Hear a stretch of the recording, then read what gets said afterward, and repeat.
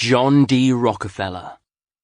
For those given the privilege of being alive during the Gilded Age of America, the expansion of the American economy was truly astounding to watch.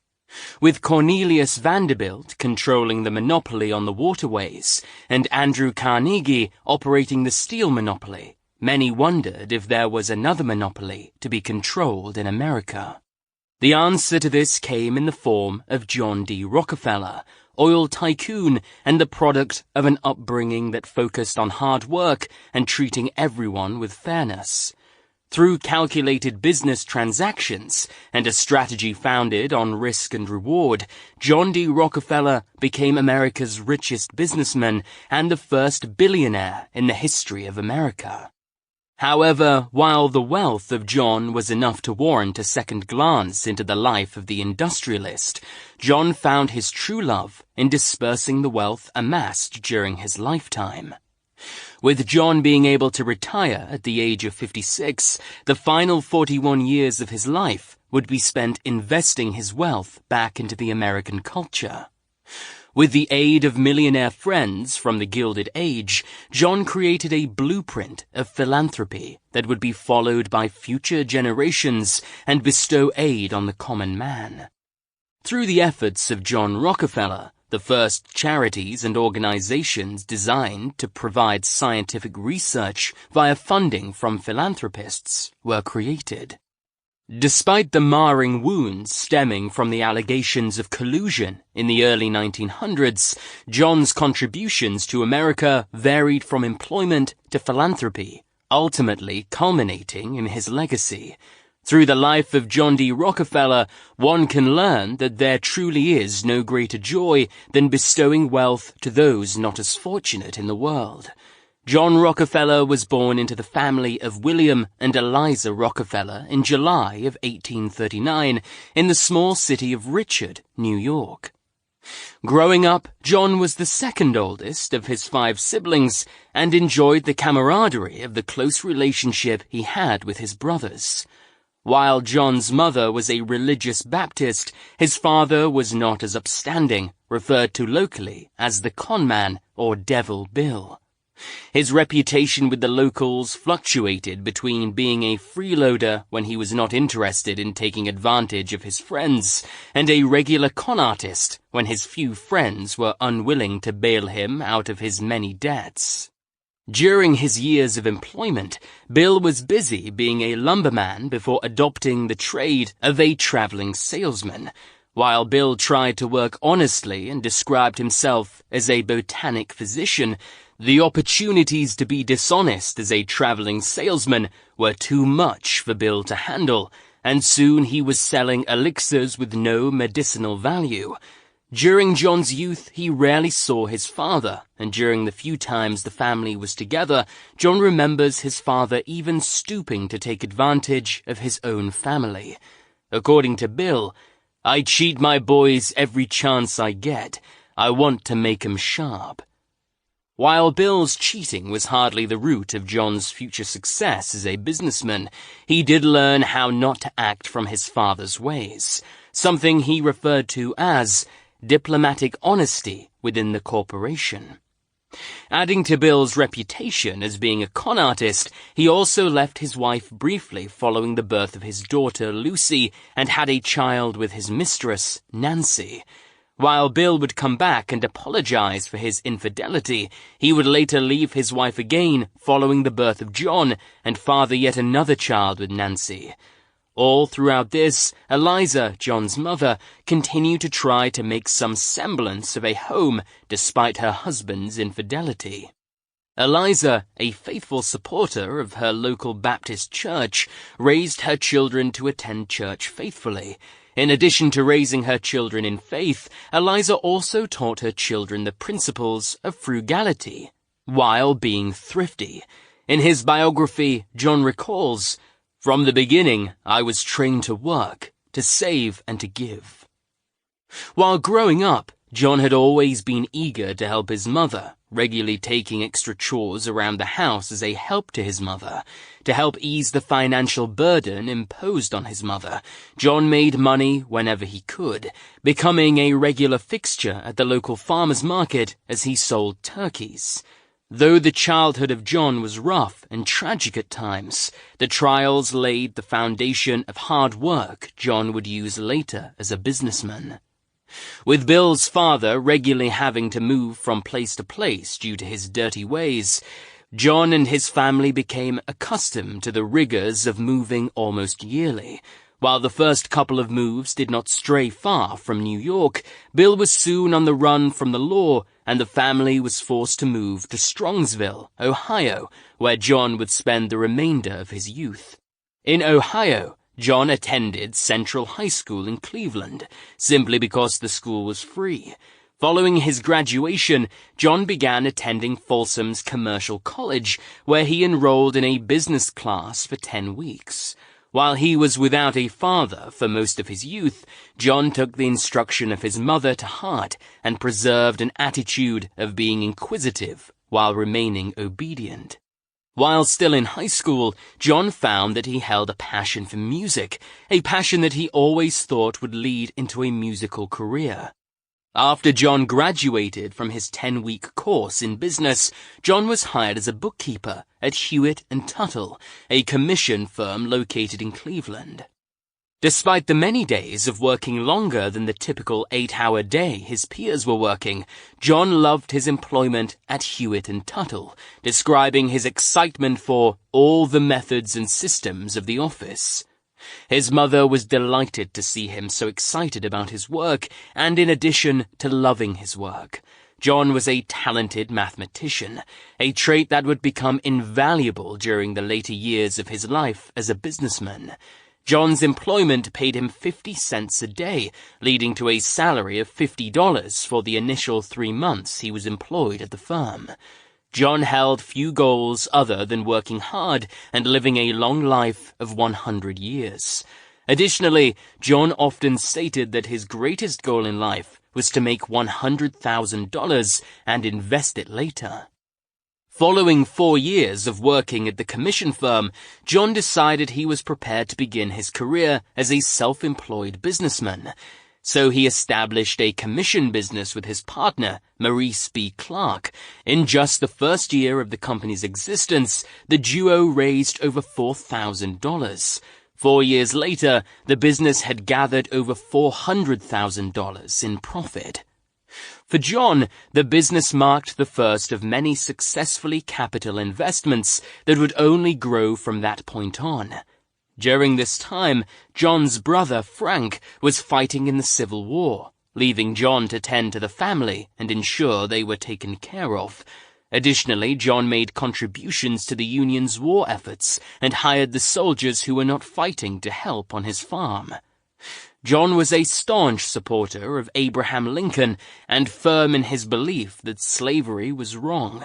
With the Civil War showing no signs of ceasing, John sought to help end the war by donating as much of his profit as he could to the Republican Party. When criticized for his use of money, John replied, "God gave me money and gave me the choice of where to spend it." As a man of religion, John also was quick to point to the maxim of John Wesley, "Gain all you can, save all you can, and give all you can." To aid in the financing of the war, the government of the United States had begun raising the price of oil steadily until it reached upwards of $13.75 a barrel, up from 35 cents a barrel before the war started. With the price of oil skyrocketing, many men sought to make their fortune through oil speculating, a risk that cost many a men their small savings. As the speculators flooded the oil plants, those who were successful were neither ethical nor conservative in their approach, often leaving massive craters in the earth as they attempted to gather the oil. As a result of poor management, the excess oil often flooded into nearby creeks and rivers, leading to a crisis when the potable water sources were polluted with oil. As John watched, the oil industry began to skyrocket, fueled by the war and need for energy sources. Confident that the waste of the oil industry could be avoided, John began to wonder if the oil industry was worth entering. In just a few months, John would enter the industry that would create his untold wealth. John convinced his partner, Maurice, that the oil industry was worth entering shortly after the oil boom of 1863, and soon arrangements were made to sell the Food Commission. As the duo transitioned from food to the oil industry, they began by establishing an oil refinery located in the flats of Cleveland, Ohio. Though the refinery was primarily financed by Andrews, Clark and Company, John and Maurice were only two of numerous men financing the refinery. Also included in the financing were Samuel Andrews, a chemist valuable because he was designing a more efficient method of oil refinement, and two of Maurice's brothers. While oil was quickly becoming the most successful industry in America, the industry was still young, and corruption and unethical practices threatened its future. Many speculated that the industry would not last, but with whale oil becoming too expensive for the average American families, the unethical practices of the oil industry were overlooked in an attempt to generate more wealth. John saw firsthand how the refineries of the day were expelling almost 40% of the product into rivers while keeping the other 60%. As a result, rivers were becoming thick with oil and were almost deemed unnavigable. Putting his frugal principles into practice, John began keeping the remaining 40% after the purification of the oil and selling it as a lubrication agent. Additionally, John powered all his refineries using gas, which cut down on the waste incurred at the plant. To better conserve the remaining 40% of the oil after purification, John began employing scientists and chemists to find other uses for the remaining oil.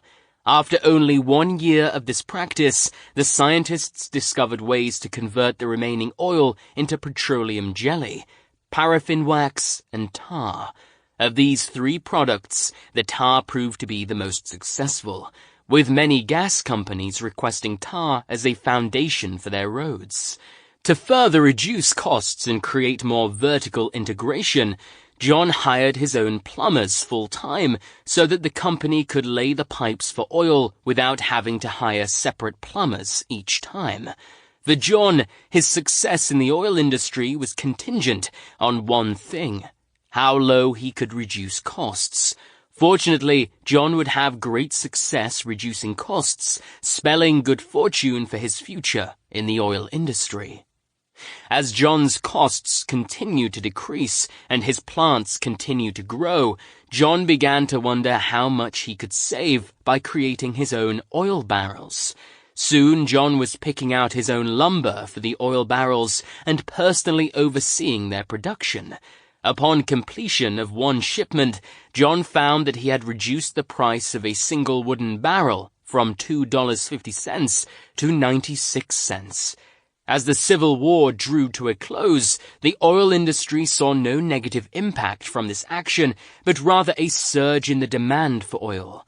For John, the future of the oil industry was critical to his success as a businessman, and in a desperate move to control his own destiny, John bought out the shares of the Clark brothers, making his investment in oil a partnership now valued at $72,500. John's buyout of the Clark brothers has been described as a critical action by historian Daniel Yeagers. Following the buyout of the Clark brothers, John formed the Rockefeller and Andrews firm of oil production. When reflecting on this move later in his career, John referred to the action as the day that determined my career. With the war over and Americans spending more freely, John was poised to take the industrial side of America by storm. John's days of owning the monopoly on oil were but a few moments away. In between entering the oil industry and becoming the oil tycoon that would be his legacy, John became romantically involved with a fellow businessman's daughter. John had long had his eye on Laura Celestia Spellman and decided it was time to begin pursuing a relationship with her in 1863. After a year of courting, the couple was married and would parent 5 children together, 4 daughters and 1 son. The marriage between John and Lucy was a sweet one, with John often doting on his wife and complimenting her intuition. "Her judgment was always better than mine," John once said. "Without her keen advice, I would be a poor man." John and Lucy remained married until her death in 1915. As John prepared to buy out as much of the oil industry as he could, he began borrowing as much money as he could afford while adjusting his capital. With the railroad industry beginning to rapidly expand under the leadership of Cornelius Vanderbilt, John began to see an exponential demand in oil. 1 year after John bought out the Clark brothers, John's brother, William Jr., established a refinery in the suburbs of Cleveland and offered John a chance at entering a possible partnership. John immediately accepted and invited his friend Henry M. Flagler into the corporation, thus establishing the Rockefeller, Andrews, and Flagler firm. Times couldn't be better for John. His personal oil industry was performing extremely well, and with other oil tycoons worried that John could potentially buy them out, John was being offered partnerships across the oil industry. John was truly the king of the oil industry.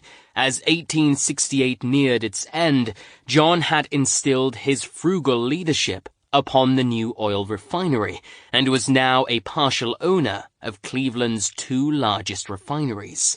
Coupled with John's various refineries across America, the oil refineries of John Rockefeller were now the largest group in the world. With the Gilded Age dominating the American industrialists, John saw the future of oil as limitless. Cleveland was the largest refining city in the United States outside of Pittsburgh, where Andrew Carnegie was beginning to make a name for himself in the steel industry.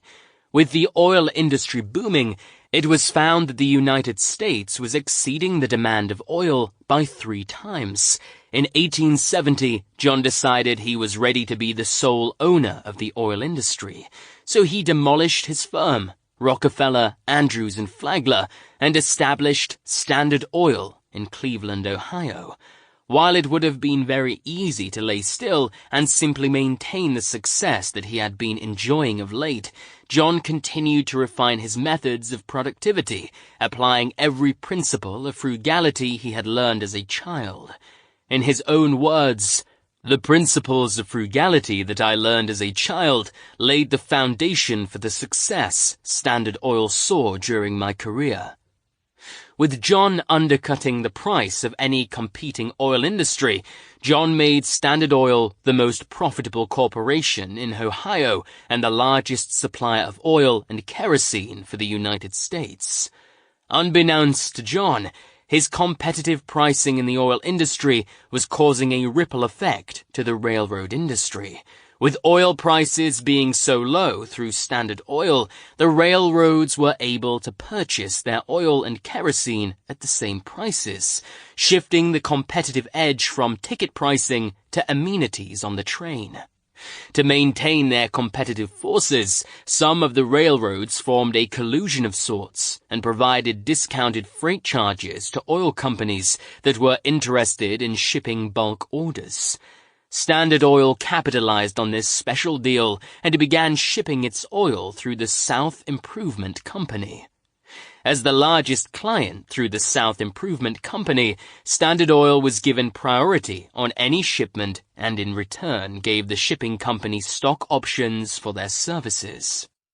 With the incredible discount on shipping, Standard Oil was able to save 50% on their shipping costs. While the discount was considered privileged information and was not disclosed to the public, other oil industrialists soon became suspicious of Standard Oil's low freight options. As freight charges began to increase for other companies, Standard Oil was able to maintain their low shipping costs, causing even more suspicion from rival companies. With the other industrialists demanding answers as to why Standard Oil was shipping their oil for half of the cost of others, protests began to take place outside of Standard Oil's main refinery. Soon the protests turned violent, and Standard Oil was forced to disclose their shipping practices. When the other oil industrialists heard about the collusion, anger and frustration boiled over, and soon a demand for change was issued.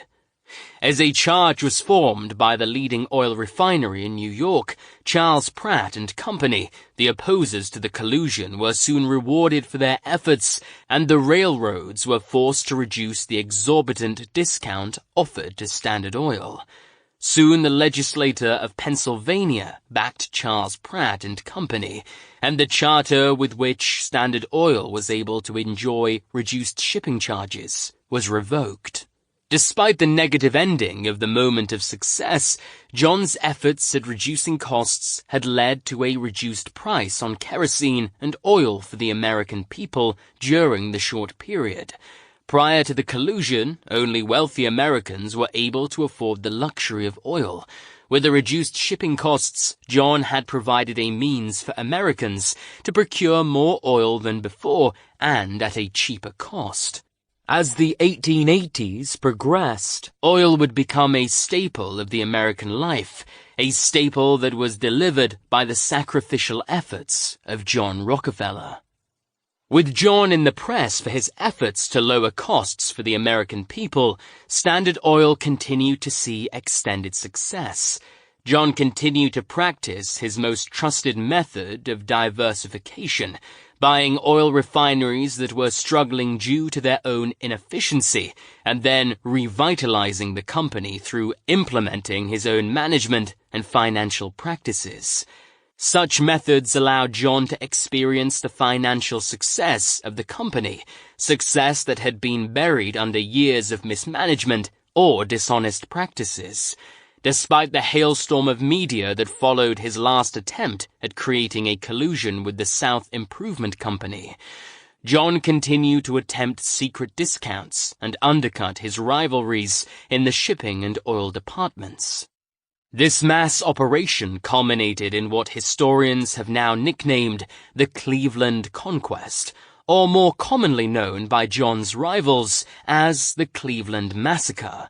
In just the first 4 months of 1872, John successfully organized the buyout of 22 oil refineries in the Cleveland area. Considering Cleveland was home to 26 refineries, the massive buyout crowned John king of the oil industry in the Midwest. The 2 remaining refineries were owned and operated by Charles Pratt and Henry Rogers, the 2 men who had fiercely opposed the initial collusion John held with the South Improvement Company. However, their run against John was soon noted as futile by both men, and they made private arrangements for their respective refineries to be bought out by John. After their buyout, both men became senior partners with John and were highly instrumental in forming the Standard Oil Trust. John recognized the true genius that Pratt and Rogers brought to the table, so he offered both men a position within the Standard Oil Company. Additionally, John made Pratt's son, Charles Millard Pratt, the secretary of the Standard Oil Company. While Pratt and Rogers were 2 of John's greatest rivals, they were not his last. Soon, other rivals would turn into partners under the strategic dealings of John. With John's assets growing each day, persuading a rival to allow John to buy them out simply took the convincing of John's bank receipts. When the rivals saw the tremendous value of John's assets, they were overwhelmed by their value and realized that allowing a buyout was the only way they could generate any profit from their refineries. For any businessman foolish enough to refuse a buyout from John, John's threat of running their company into bankruptcy and buying their assets as an auction for much less was enough to make them reconsider their rash decision. Despite the appearance that John was trying to destroy his competition and remove all competitors from his life, John maintained that his intent was never to remove all the competition. Pratt, one of John's partners, said, "Competitors we must have. If we absorb them, it surely will bring up another." John referred to himself as the Angel of Mercy for the oil industry, a nickname he maintained by killing the weak competition and reinforcing them into strong assets that created profit. John was growing his company in the industry both vertically and horizontally, causing costs to dip even more. When a new pipeline needed to run from one refinery to another, John established that personally, by using his own plumbers who were on full-time duty at the Standard Oil Company. Additionally, John created his own home delivery system that allowed John to deliver the oil directly to some of his customers, establishing a good relationship with the customers while serving them. When John was interested in establishing a new market for his oil, his most common method of penetrating the market was to price the oil below cost to acquire more customers. To better serve his customers, John also hired chemists and scientists to create more uses for the oil than simply a heating or lighting element. At the end of John's run with Standard Oil, the company had found over 300 products that used Standard Oil as its main ingredient. While John had amassed quite a profit through his work in the oil refinery, his true joy came from making a difference in people's lives. At the start of the 1800s, John had achieved two major factors that distinguished him from the other industrialists of his age. Through Standard Oil, John was able to provide almost 90% of the refined oil in the United States, and John finally reached a value over $1 million, becoming America's latest millionaire, a status joined by very few of the industrialists from the Gilded Age. One of John's grandchildren once described his financial genius by saying, "He instinctively realized that orderliness would only proceed from centralized control of large aggregations of plant and capital, with the one aim of an orderly flow of products from the producer to the consumer. That orderly, economic, efficient flow is what we now, many years later, call vertical integration." I do not know whether Mr. Rockefeller ever used the word integration. I only know he conceived the idea. While John was enjoying the success of having very few opponents in the oil industry, his latest fight was waged against the industrialists of the railroad. Primarily Thomas A. Scott, the president of the Pennsylvania Railroad, was feeling threatened by the plan John held for transporting America's oil through pipelines instead of by trains. The second greatest use of the railroads in America had become oil transportation, the defining feature between the rivalry between the railroad and steamship industries. Without the consistent demand for travel the oil industry created, Scott would face financial ruin and could have to downsize significantly. As Scott gained more backing from fellow industrialists in the railroad business, John's threats against the railroad diminished significantly. Also dampening the threat, Scott was able to establish a union of sorts that began buying up some of the refineries not yet purchased by John. Additionally, the group held its own pipeline service. For the time being, John had entered a new road of competition against someone outside of his industry, the railroad. John was not about to let a small fraction of the railroad industrialists dictate his oil practices, so he sought the help of railroads that opposed Scott. After procuring the interest of several other railroad operators, John was able to ignite a price war that undercut the cost of Scott's railroads so heavily that labor strikes began taking place, spelling doom for the railroad if not stopped. Faced with the threat of ruin, Scott and his counterparts sold the oil refineries they had purchased to John. John's greatest adversary was yet to come, however. While the railroads had surrendered their portion of the war, a new entity sought to wage battle with John, the legislator of Pennsylvania.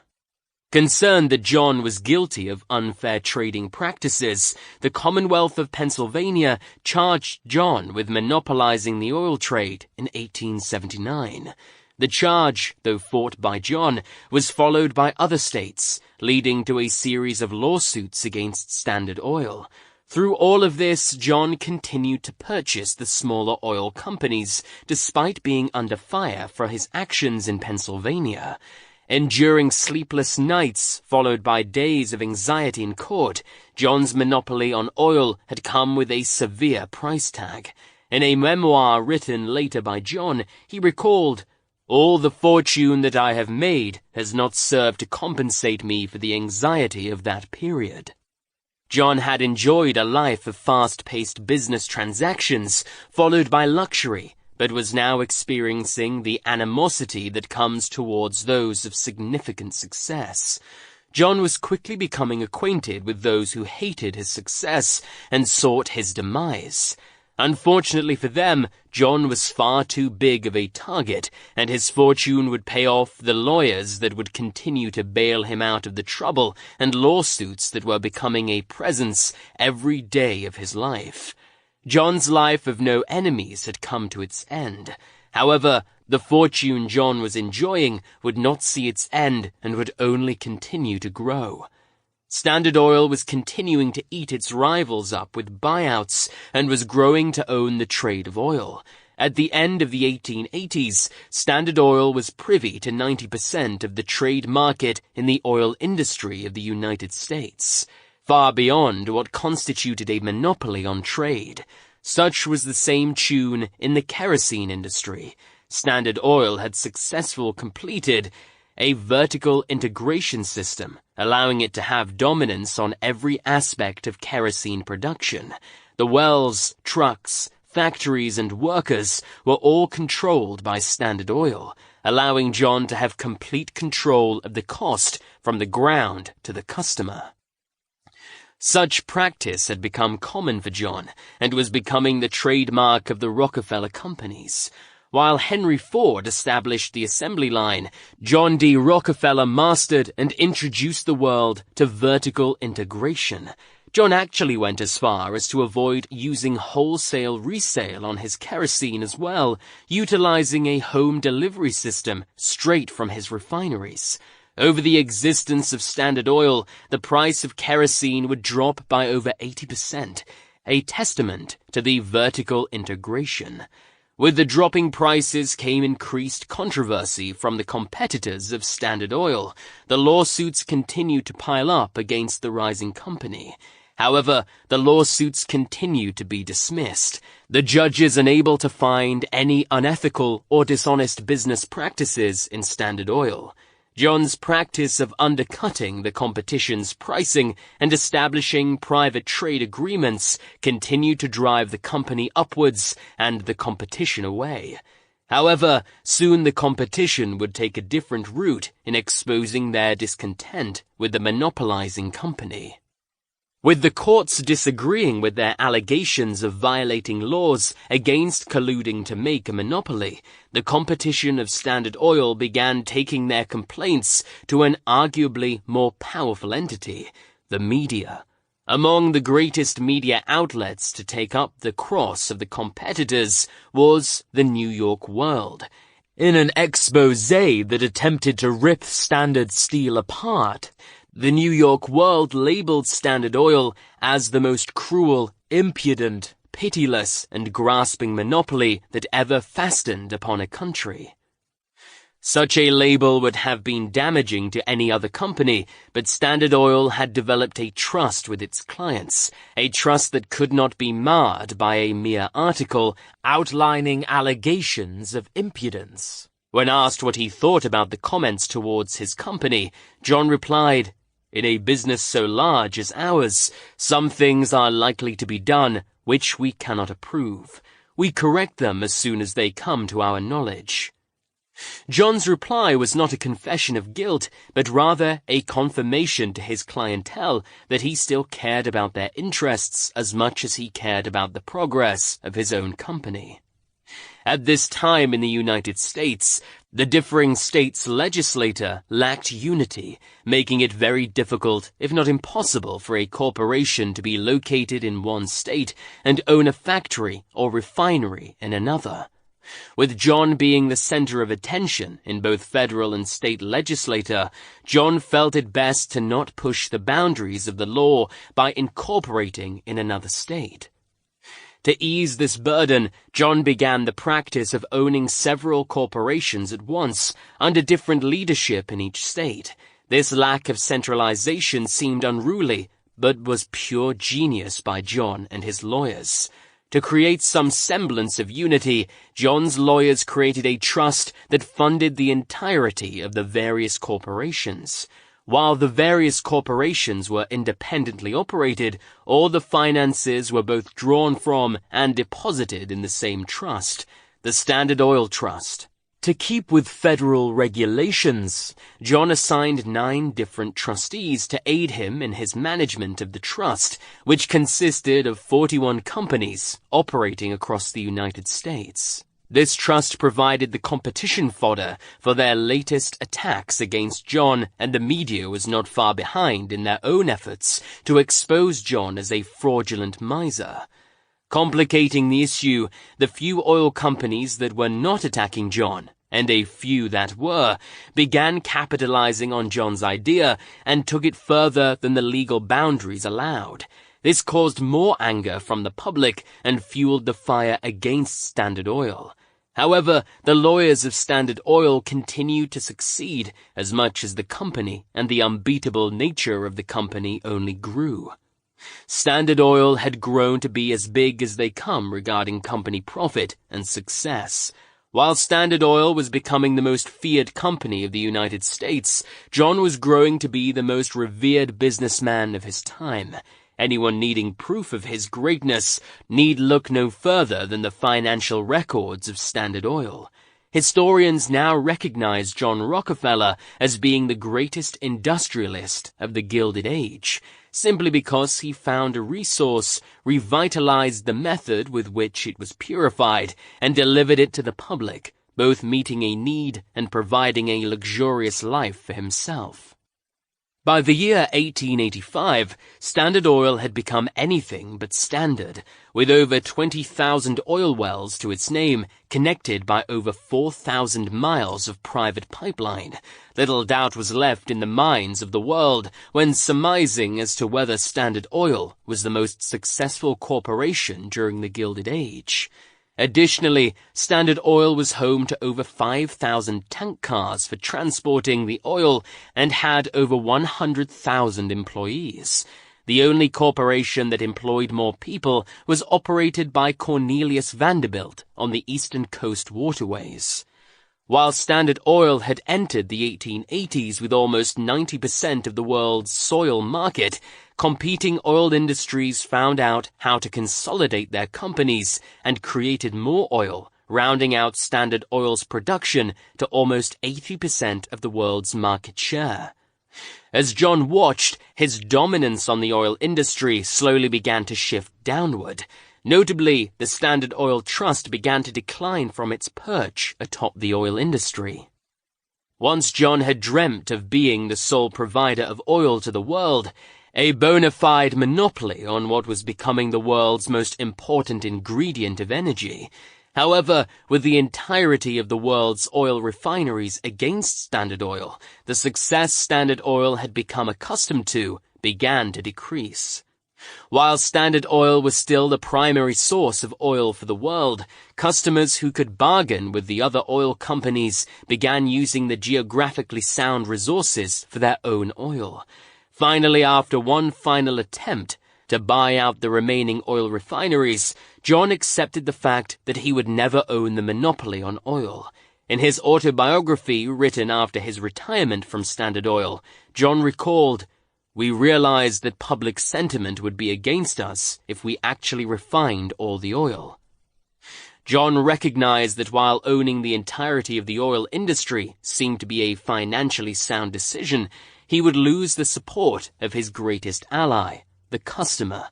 As other fields of oil began to be discovered in the late 1880s, John realized that his greatest days of success were behind him.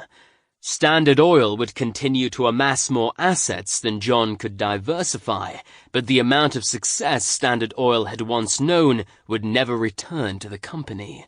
Now what was once John's greatest asset in the oil industry had become his greatest enemy: expansion.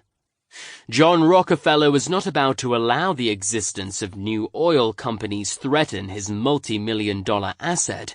For years precluding the competitive boom of the late 1880s, Standard Oil had cultivated a reputation for being a company that did not directly interfere with the prices of their product. John had found that he could alter the price of his oil simply through fluctuating the prices of stored oil when the market fluctuated. With the oil industry rising and Standard Oil decreasing its market size, John established a new form of income designed to increase the value of the company.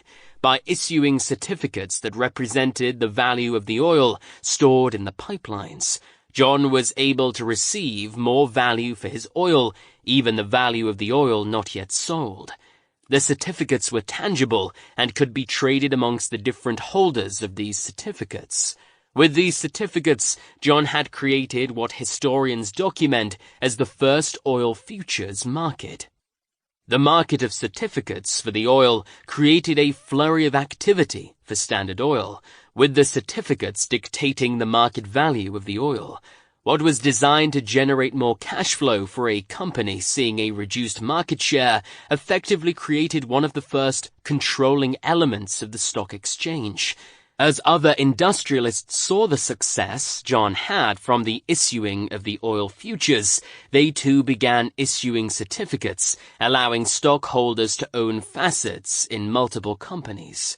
With the certificates beginning to grow in value, many of the certificate holders began contemplating the possibility of establishing a location for the certificates to be traded and sold. Seeing this opportunity, John was instrumental in establishing the National Petroleum Exchange in early 1883, allowing the holders a secure location where the certificates could be traded amongst the different industrialists. Once again, John's financial prowess had generated more income for Standard Oil, but more importantly, had created a blueprint that other companies could follow. With the oil market still being controlled by the oil wells in Ohio and Pennsylvania, Russian and Asian oil markets began to seep into the American trade industry, causing the price of oil to drop in the United States while rising worldwide. Among the Americans rushing to the empty yet profitable oil fields of other continents was Robert Noble. Similar to John, Noble had found a new way to refine oil in Russia. That method, coupled with the low prices of the oil fields in Russia, propelled Robert to the top of the foreign oil industry. As John watched, eager to see what would happen to the price of oil in the United States, Noble was able to produce the first oil pipeline, followed by the first oil tanker in Russia. John had not been alarmed by the new oil fields in Russia until he learned that Noble was now being financed by the Parisian Rothschilds, the greatest of the bankers from France. Standard Oil had long been the sole name when outsiders thought of oil, but with the discovery of oil in smaller countries such as Burma and Java, the predominance of Standard Oil was greatly at risk. Adding to the stress John was experiencing during this time, Thomas Edison invented the light bulb, transforming the way the world perceived illumination. No longer would kerosene lanterns be demanded in areas seeking light. With electricity being installed in most homes throughout the United States, the kerosene lantern was losing its place atop the chandeliers and being replaced by electric lights that were much cheaper. Faced with a crisis of demand for his product, John refocused his company on expanding their enterprise to meet more than just oil and kerosene. Soon, John had developed a process for producing natural gas, a product rising to the top of demands in the United States. Later, in 1885, the first automobile was invented by Carl Benz. The automobile did more than simplify continental travel for the world. It very well may have saved the industry of Standard Oil. Once thought of as an excess product that was deemed a waste from the refinement of oil, gasoline suddenly became in high demand for those wealthy enough to purchase one of the new automobiles. With Standard Oil still generating most of the world's oil, John was able to create equal amounts of gasoline, yet again expanding the industry and scope of Standard Oil.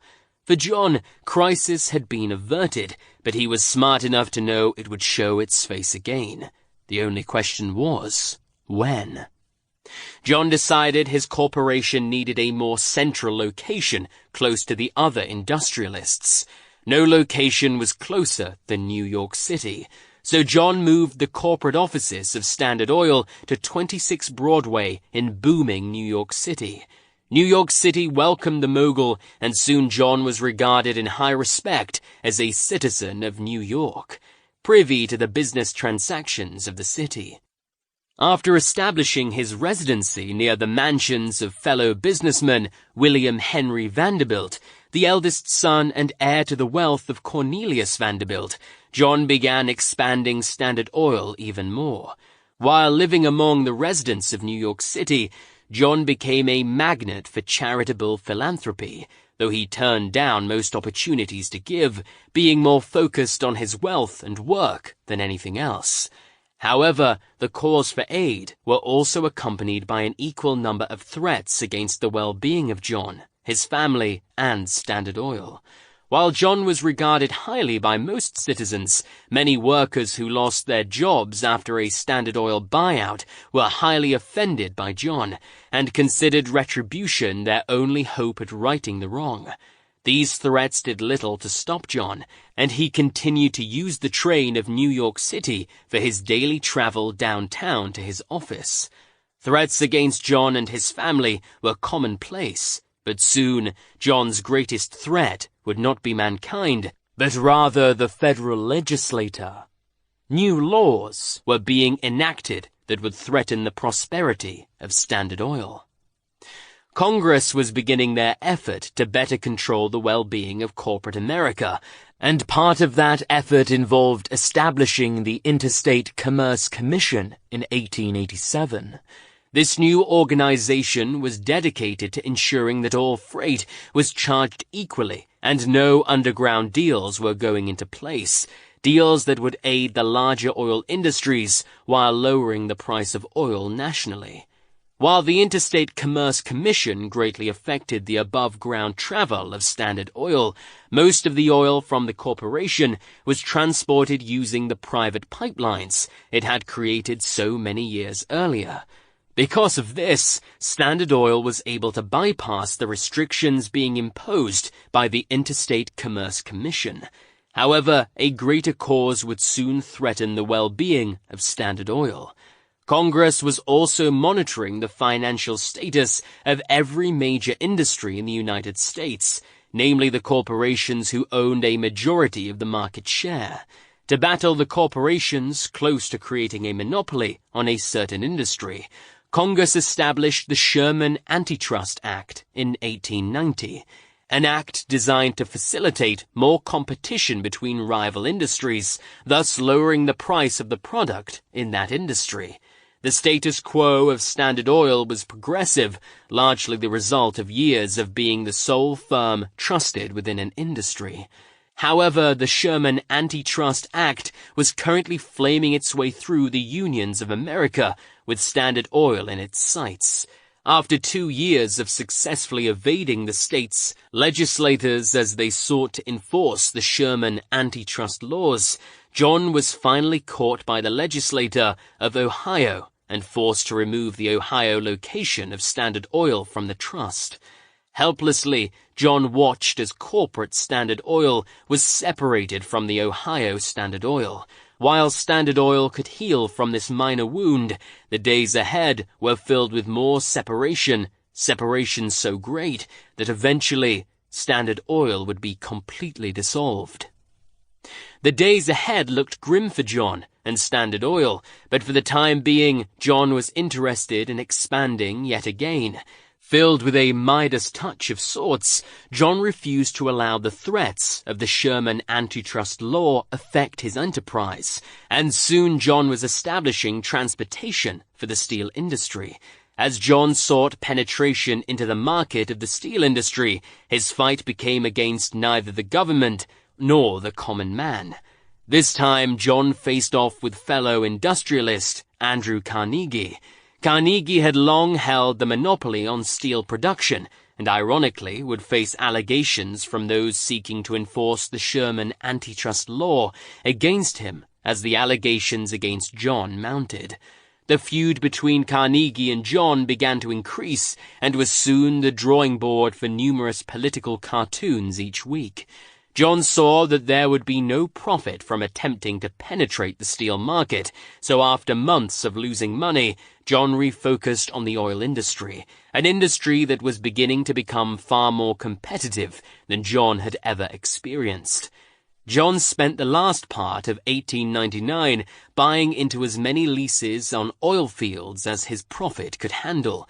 After securing the leases on oil fields in Ohio, Indiana, West Virginia, and Pennsylvania, John began to contemplate something he had never thought of before: retirement. John was growing tired of the daily threats against his well-being, and the vigorous nature of the oil industry began to wear on his health. Having dealt with anxiety for years, John decided the oil industry was finished with his investment of time and hard work. After signing John Dustin Archibald as the new manager of the Standard Oil Trust, John purchased a retirement property in northern New York and settled into his new home on Pocantico Hills.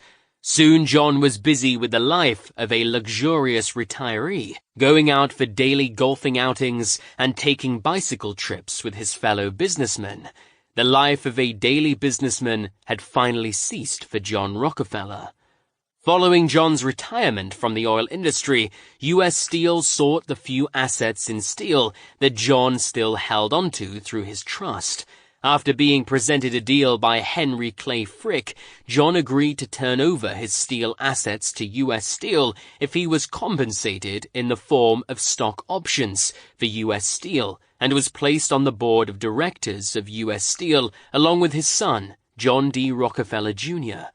Despite being a completely retired man at only the age of 63, John was still earning millions of dollars each year, earning $58 million in 1902 alone. While John was retired and out of the daily transactions of Standard Oil, his life was still the center of attention for the media and those who continued to hate him. In a particularly harsh exposé composed in 1904, Ida Tarbell authored The History of the Standard Oil Company, a book in which she ignited further hatred against the billion-dollar corporation. Following the book's tremendous success, Ida commented, "I had never an animus against their size and wealth, never objected to their corporate form. I was willing that they should combine and grow as big and wealthy as they could, but only by legitimate means. But they had never played fair, and that ruined their greatness for me." Ida's disdain for the Standard Oil Company was fueled in part by her father's unemployment due to the buyouts of Standard Oil Company. John refused to comment on the article further than referring to Ida as Miss Tarbarrel, a name not received well by Ida. While John had built his success on strategic practice, he was now reaping the consequences of hurting the common man through his takeover of the oil industry. Unfortunately, the hurt imposed against the common man would be the least of his worries in the days to come. As John continued to face scrutiny for his business practices, even after his retirement, he thought of a new method in which to expose who he really was to the public. John hoped that through writing he could reach the hearts of the Americans and show his own heart. Unfortunately, the critical attitude of society did not accept the sentiment with which he composed his letters, and the writings were mostly discarded. In one writing, John wrote, "The underlying, essential element of success in business is to follow the established laws of high-class dealing." This statement seemed to directly contradict the method in which he had created such a large fortune through his business. With the letter method falling on dry ground, John decided attempting to correct his poor image with the world was a futile task. Instead, John continued to help his son focus on consolidating the assets into one corporation. Federal law had superseded the state legislature, making it easier for companies operating in multiple states to incorporate into one state. John briefly returned from retirement to act as president during the incorporation, but unfortunately for John, the incorporation caught the eyes of the federal government, and they found the consolidation to have violated the notorious Sherman antitrust law that had taken the other monopolies by storm. At the time of the allegations from the Supreme Court, Standard Oil owned 70% of the refined oil market share, but had decreased their control of the crude oil market until it rested just above 10% of the market share. Regardless of this trivial fact, the Supreme Court continued to move forward with their charges of monopolizing oil against Standard Oil, and stated that the only retribution from this violation was the dissolving of the Standard Oil Trust. As John watched helplessly, his life's work became separated until it rested in 34 new companies that were owned and operated independently.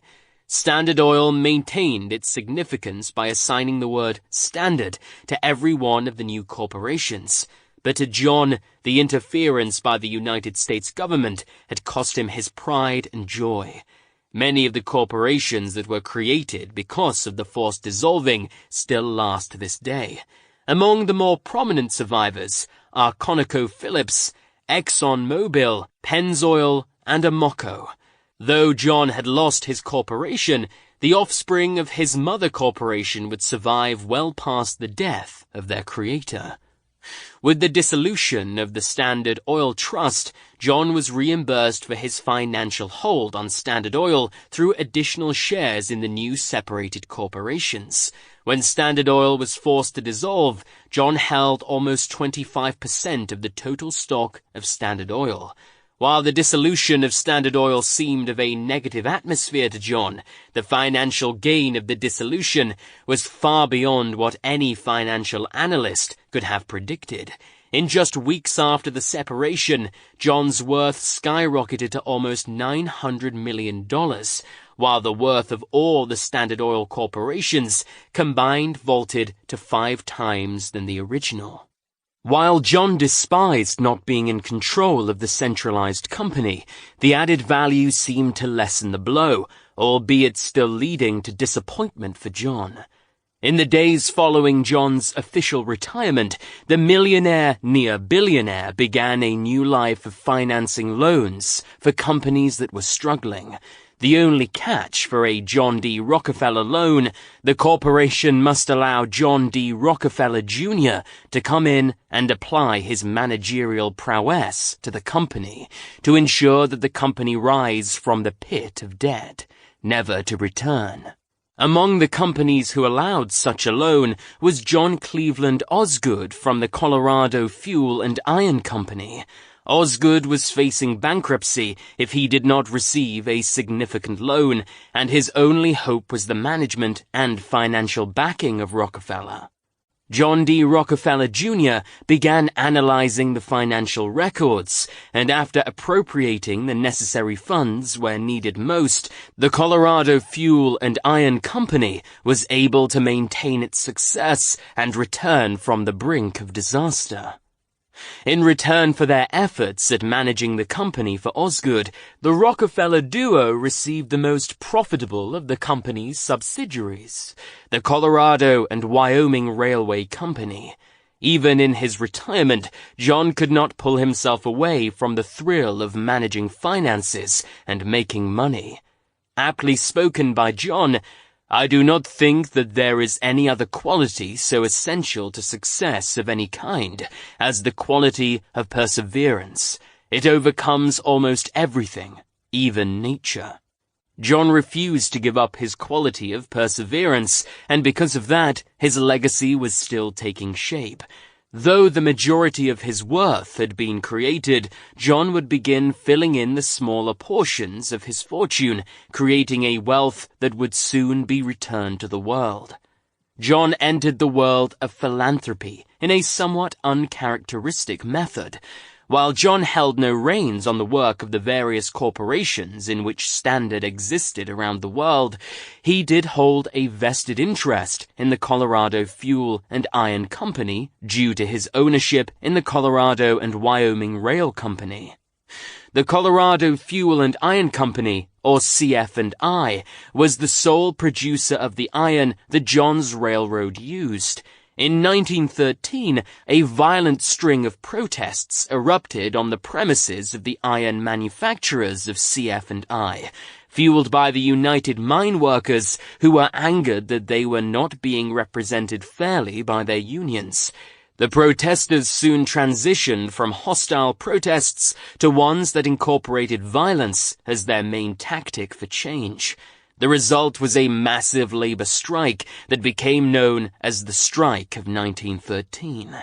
Anyone wishing to intervene in the strike, known as a strikebreaker, was verbally and sometimes physically attacked.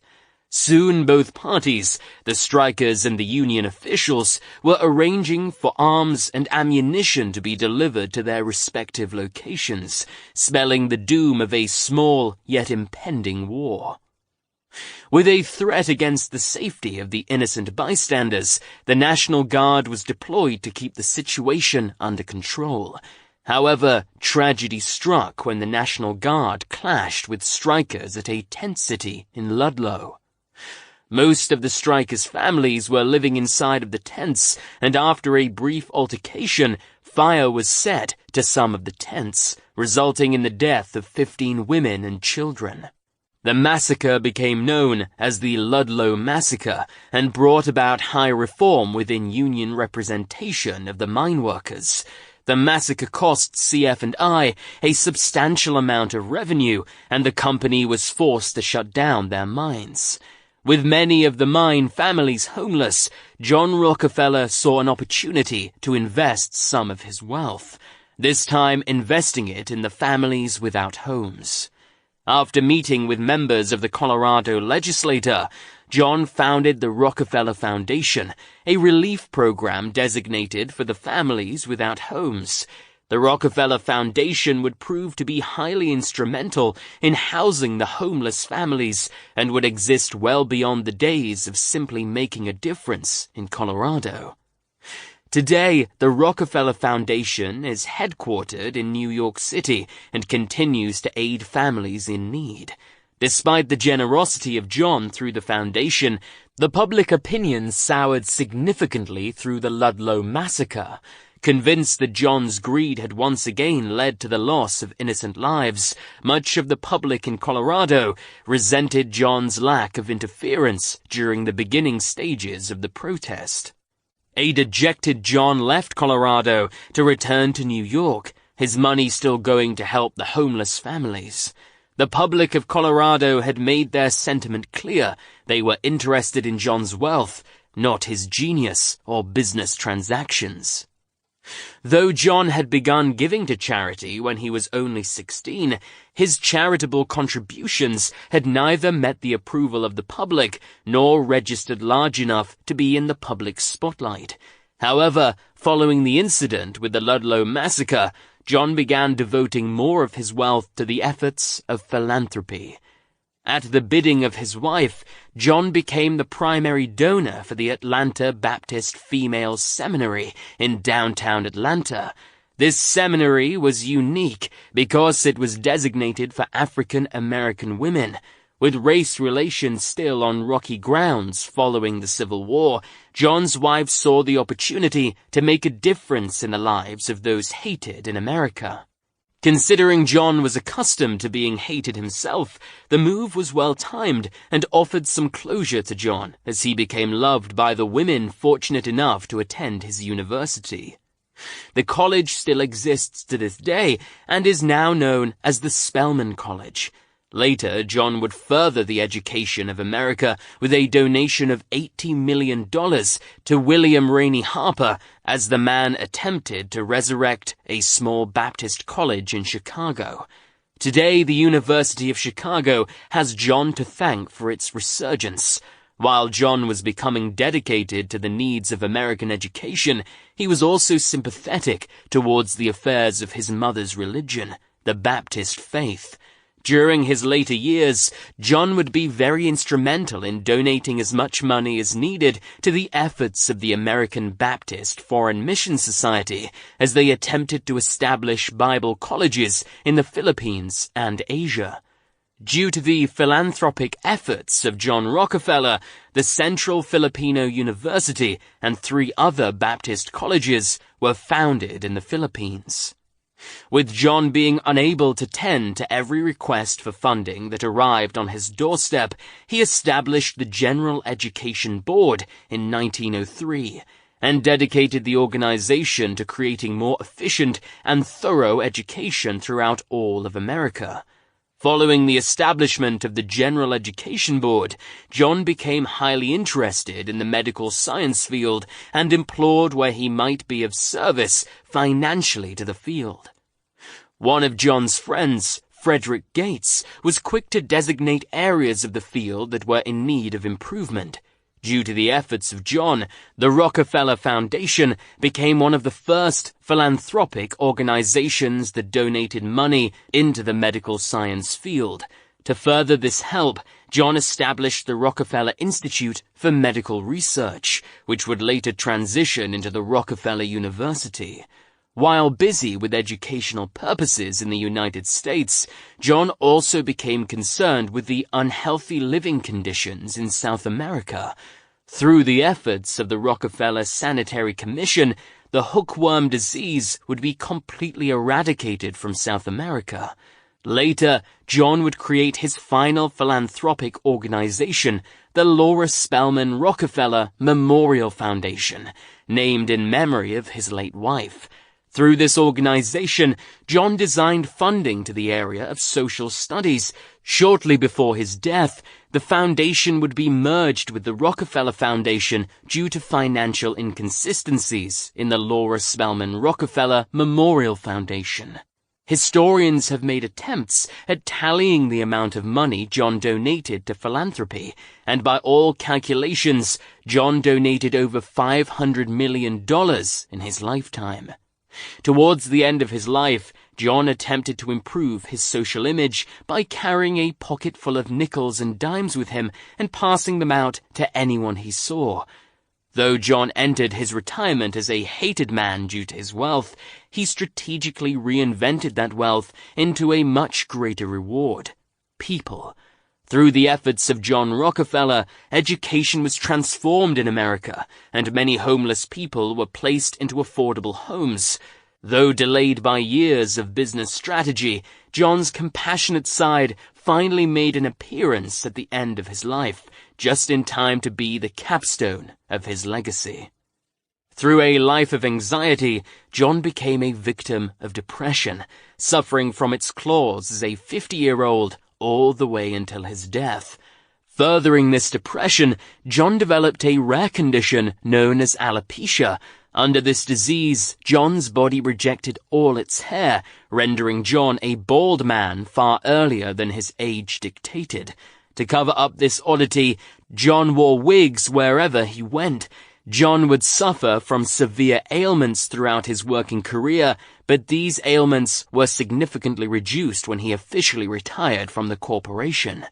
On May 23, 1937, John fell short of turning 98 by 2 months and passed away peacefully in his bed at home. In his obituary, the paper wrote, "John D. Rockefeller Sr., who wanted to live until July 9, 1939, when he would have rounded out a century of life, died at 4:05 a.m. here today at the Casements, his winter home, a little more than 2 years and a month from his cherished goal."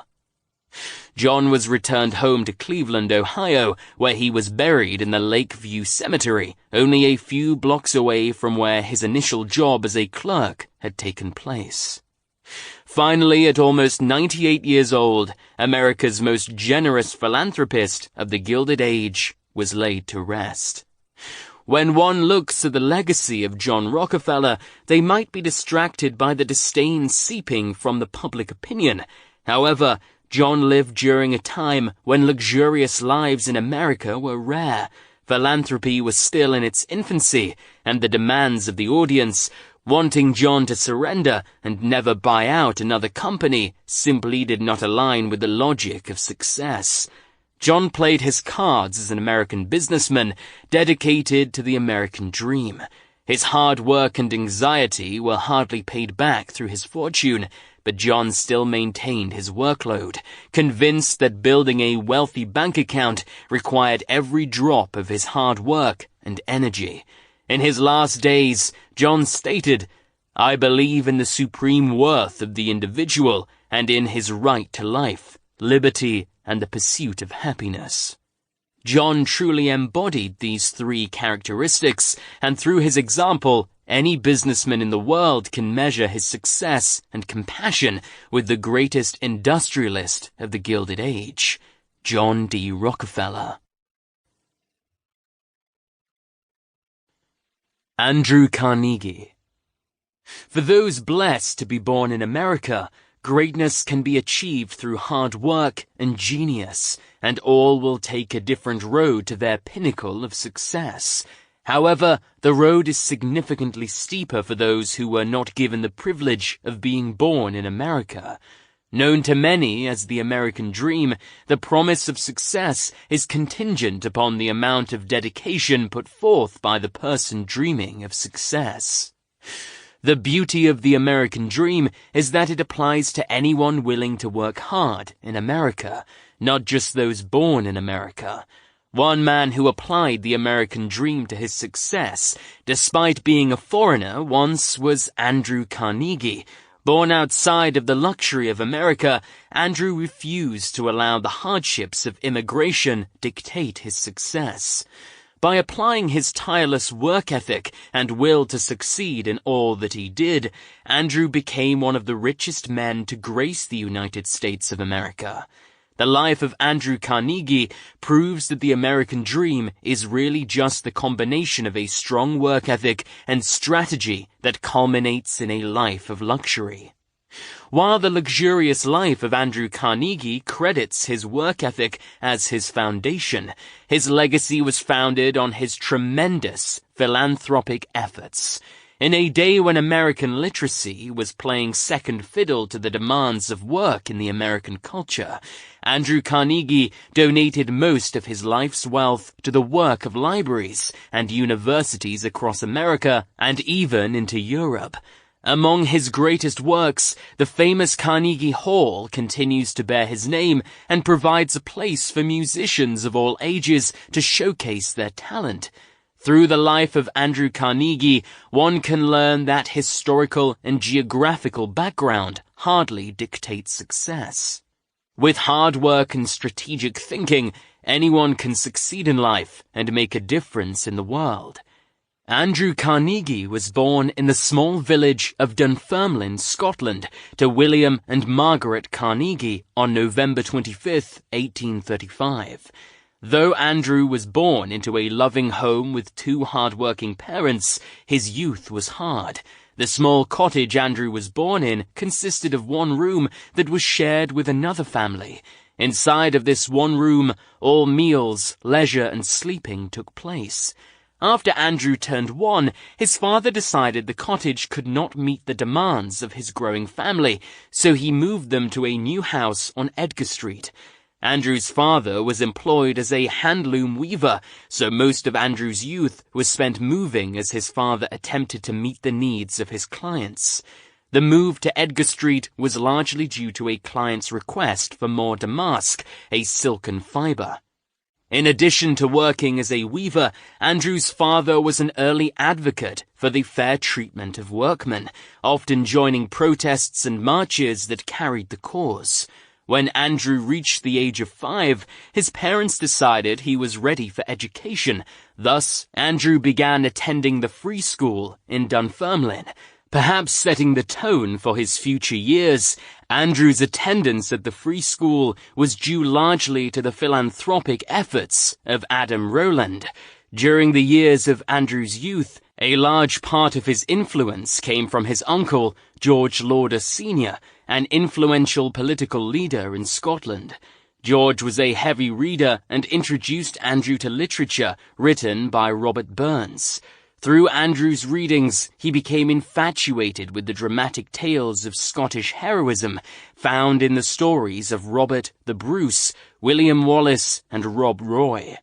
Andrew's relationship with George stemmed far deeper than merely the ignition of a love for literature. George's son, George Lauder Jr., would one day be Andrew's most trusted confidant and business partner.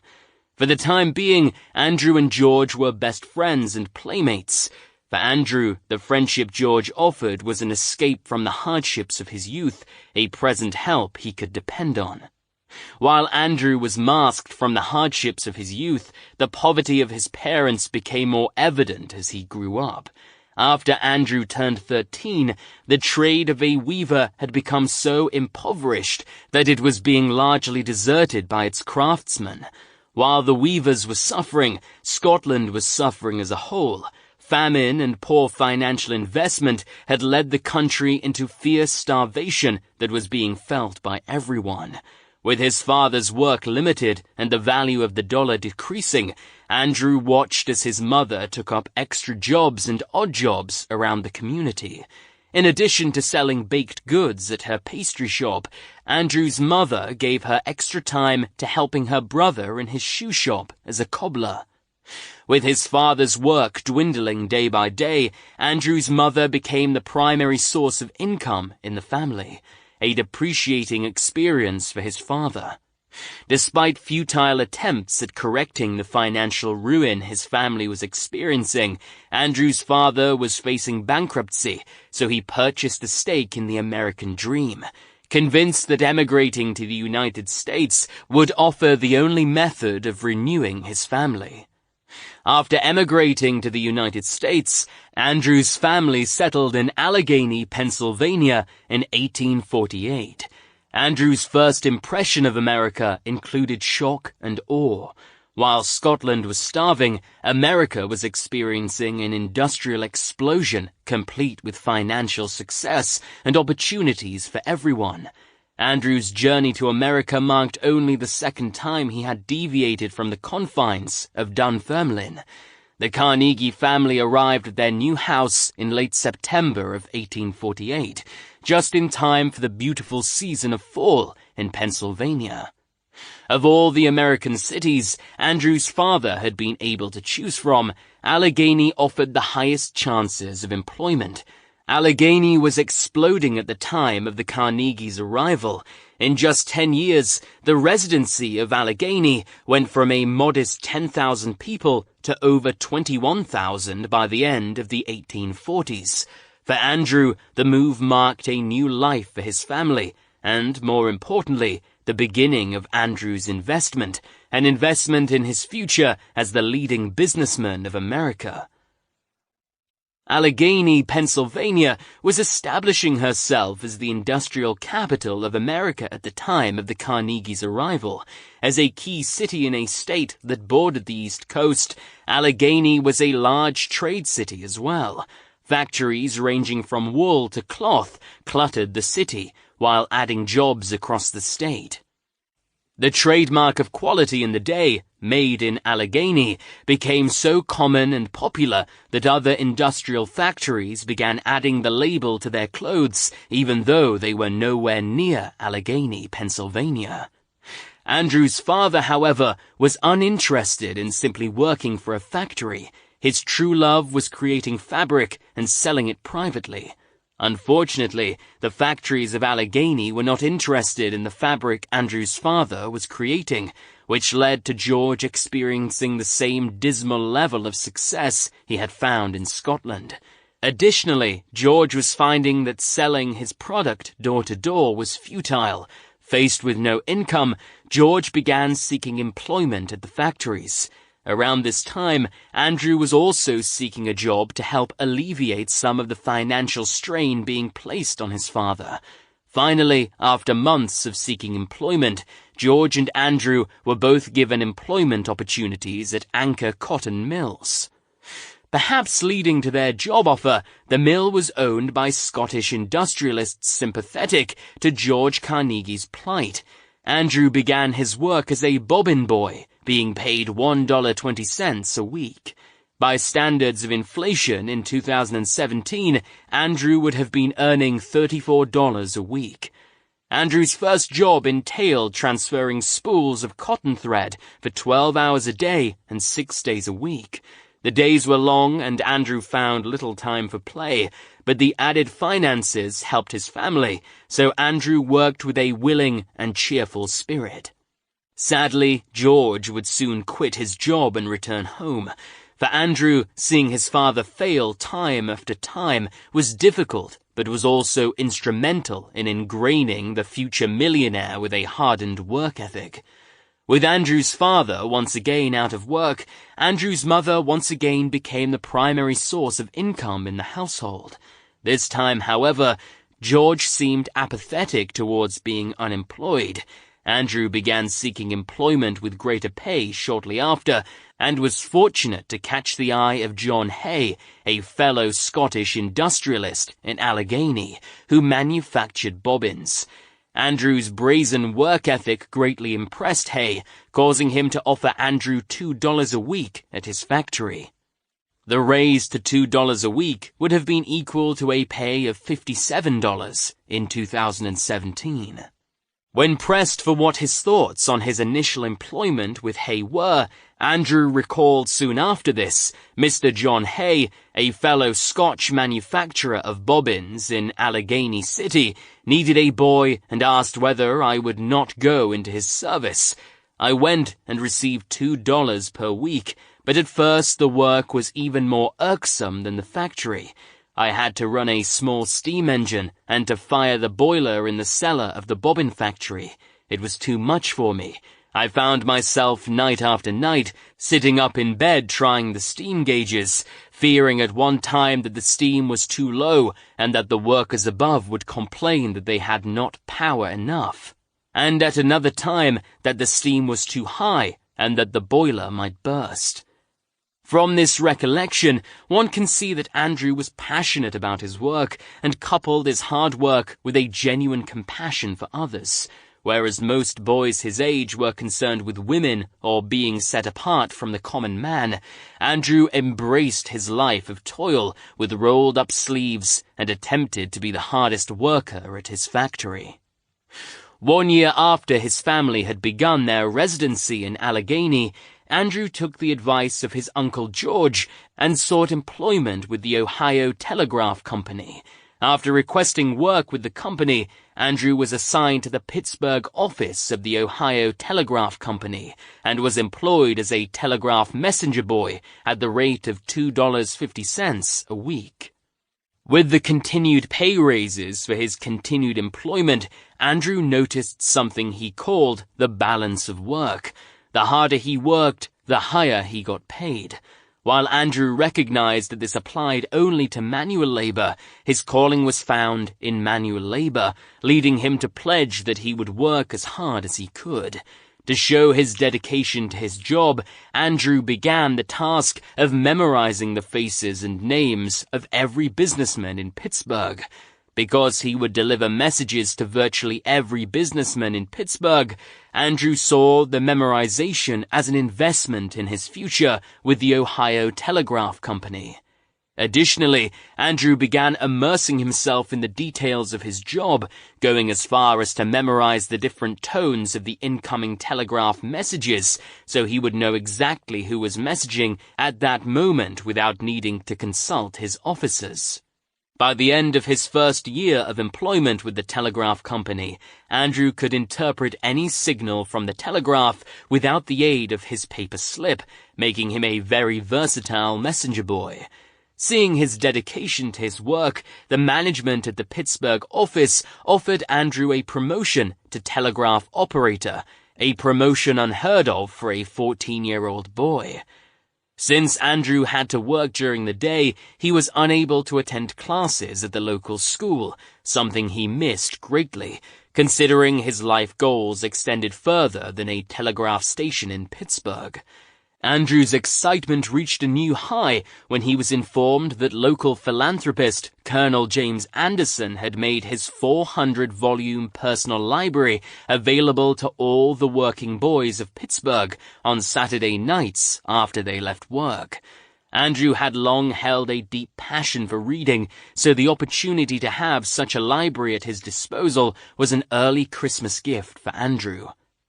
Given his small pittance of money, many would understandably scoff at his opportunity to generate more wealth with just a small amount of money in his bank account.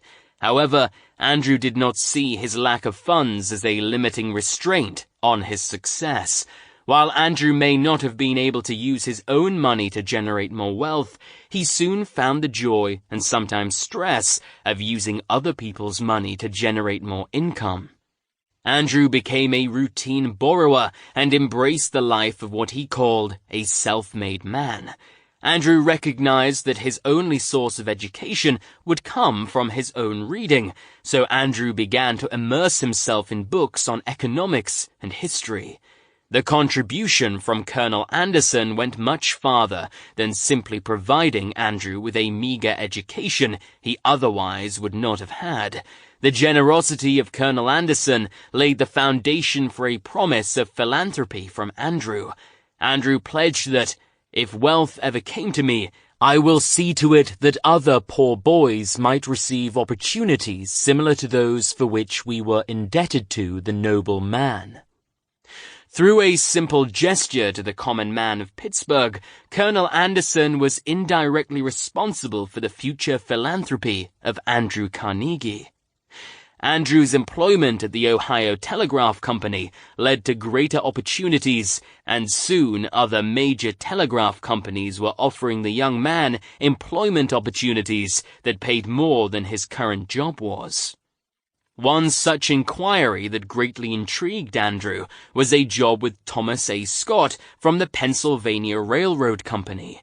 The railroads of America were beginning to take steam and transition into the primary source of transportation in America. With millionaires like Cornelius Vanderbilt jumping onto the railroad bandwagon, more and more financial backing was being given to future railroads, and the need for more employees became imminent. The Pennsylvania Railroad Company was among those experiencing immense success, and the need for more telegraph operators became great.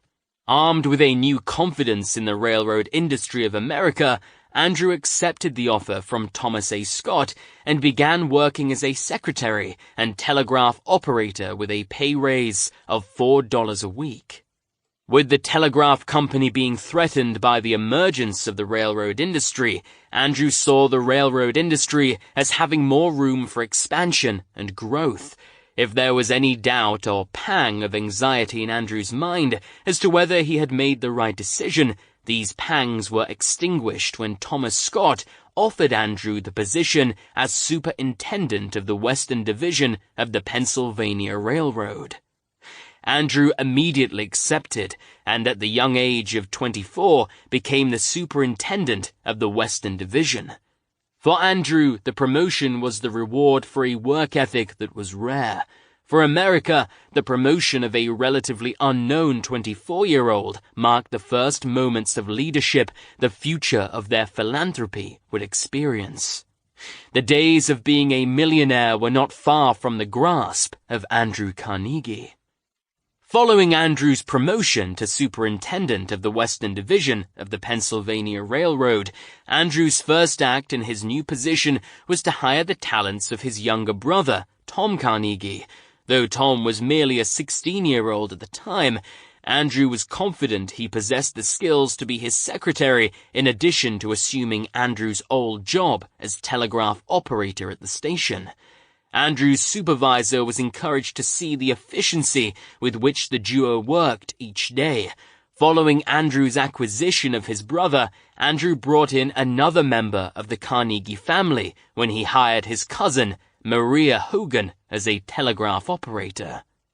Andrew made history by hiring the first female telegraph operator in the country, a fact that set him apart from many of the other superintendents of the day, who thought that railroad operations and telegraph operations were no place for a woman. Andrew, being a man of compassion, saw his employees not as men and women, but as talented operators working hard, regardless of gender. Andrew's promotion to supervisor came with a significant pay raise as well, going from a modest salary of $208 a year to a more luxurious $1,500 a year. By 2017 standards, Andrew's salary would have been around $41,000 with inflation. For a single man living on the railroad's tab, Andrew was beginning his life of wealth, though not evident to those who were around him. Per his friends and family, Andrew utilized the principles of frugality given to him by his parents in their fight against the debt present in the current days of America. Despite not attending college, Andrew was receiving a much greater education than his peers enrolled at prominent universities. Through his career as a superintendent, Andrew was being taught management skills firsthand and was able to see the fruit of his labor directly affect the railroad industry, not just become a correct answer on a test as his peers were evaluated. As America continued to grow as an industrial capital, Andrew recognized that the railroads were becoming America's corporation, aptly dubbed the first big corporation of America by historian David Munt. Additionally, Thomas A. Scott was also more than simply the employer of Andrew Carnegie. Through allowing Andrew release on the financial transactions of the Western Division of his railroad, Thomas began teaching Andrew the principles of investment, knowledge that would someday serve as a building block to the financial prowess of Andrew Carnegie. However, while Andrew was learning valuable financial skills from Scott, he was also becoming privy to questionable trading inside of the Pennsylvania Railroad. As Andrew became more and more aware of what was taking place inside the railroad, his peers inside the railroad began to play on the inexperience of Andrew, convincing him to take part in their insider trading. Among those most involved, Pennsylvania Railroad's president, John Edgar Thompson, constructed somewhat of a favor system in which companies closely connected with the railroad would purchase stock in the railroad, driving up the cost of stock for the railroad. Ironically, this insider trading would be the cornerstone for most of the wealth Andrew Carnegie would begin his life as a millionaire with. At the height of Andrew's insider trading, Thomas A. Scott gave him the opportunity to invest a small sum of $500 in the Adams Express. The investment came strongly encouraged due to the information Scott had directly received from the Adams Express. To gather the necessary cash for the investment, Andrew convinced his mother to mortgage the family house for $600, though the house was worth more than $700. The investment would pay off and his mother's money would be restored years following the investment. As Andrew's reward for his investment, Scott presented him with numerous shares of the Theodore Tuttle Woodruff's company, the leading sleeper car producer of the day. As Andrew continued investing in Woodruff's sleeper car company, Andrew began to develop capital that he could invest in additional companies. As part of his campaign to diversify his investments, Andrew began investing in industries that surrounded the railroad industry, investments in iron companies, construction companies that built bridges, and rail factories began to dominate the numerous investments of Andrew. While the majority of Andrew's relationship with Scott fed him leadership principles and management skills, Andrew would value his relationship with Scott even more as his career progressed. Someday, Scott would need iron rails from Andrew, a need that required a good relationship with the iron companies of the day. Additionally, both John Thompson and Thomas Scott would be the first men offered a stake in Andrew's company. The year was 1861. America had entered a war that centered her sights on her fellow brothers. The North and the South were engaged in a fierce war that threatened to divide the nation before it would mend wrongs and hearts. 1 year prior to the Civil War, Andrew began using his business genius as he arranged mergers between companies that were struggling. Utilizing his good relationship with Theodore Woodruff, Andrew organized a merger that combined the largest producer of sleeper cars, Thomas Woodruff, with the inventor of the sleeper car, George Pullman. Pullman had recently invented a luxurious sleeper car that was designed for those purchasing the step above basic travel, first class. The luxurious sleeper car allowed prominent businessmen the opportunity to maintain their gaudy lifestyles even aboard the railroad as they traveled upwards of 500 miles across the United States.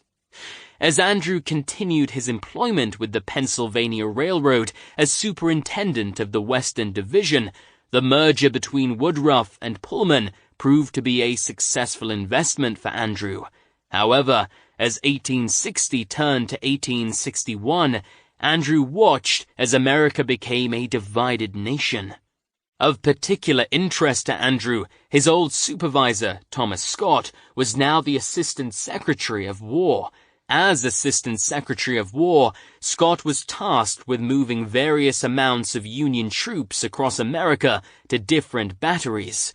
Thomas Scott worked extensively with Cornelius Vanderbilt, as Vanderbilt largely controlled the waterways. However, needing a right-hand man for his land transportation, Scott hired Andrew as his superintendent of the military railways and telegraph operations for the Union. One of Andrew's first tasks as supervisor was to reopen the rail lines that had been cut by the rebels of the South. To better lead his young group of militants working to keep the railroads clear, Andrew rode with the first battery of troops he delivered to Washington, D.C. Additionally, Andrew took special care as he rode with every transport that was moving captured Southern forces between holding locations. Andrew's last such operation would come after the Southern forces were defeated at Bull Run. Without Andrew, the Civil War might have ended much differently.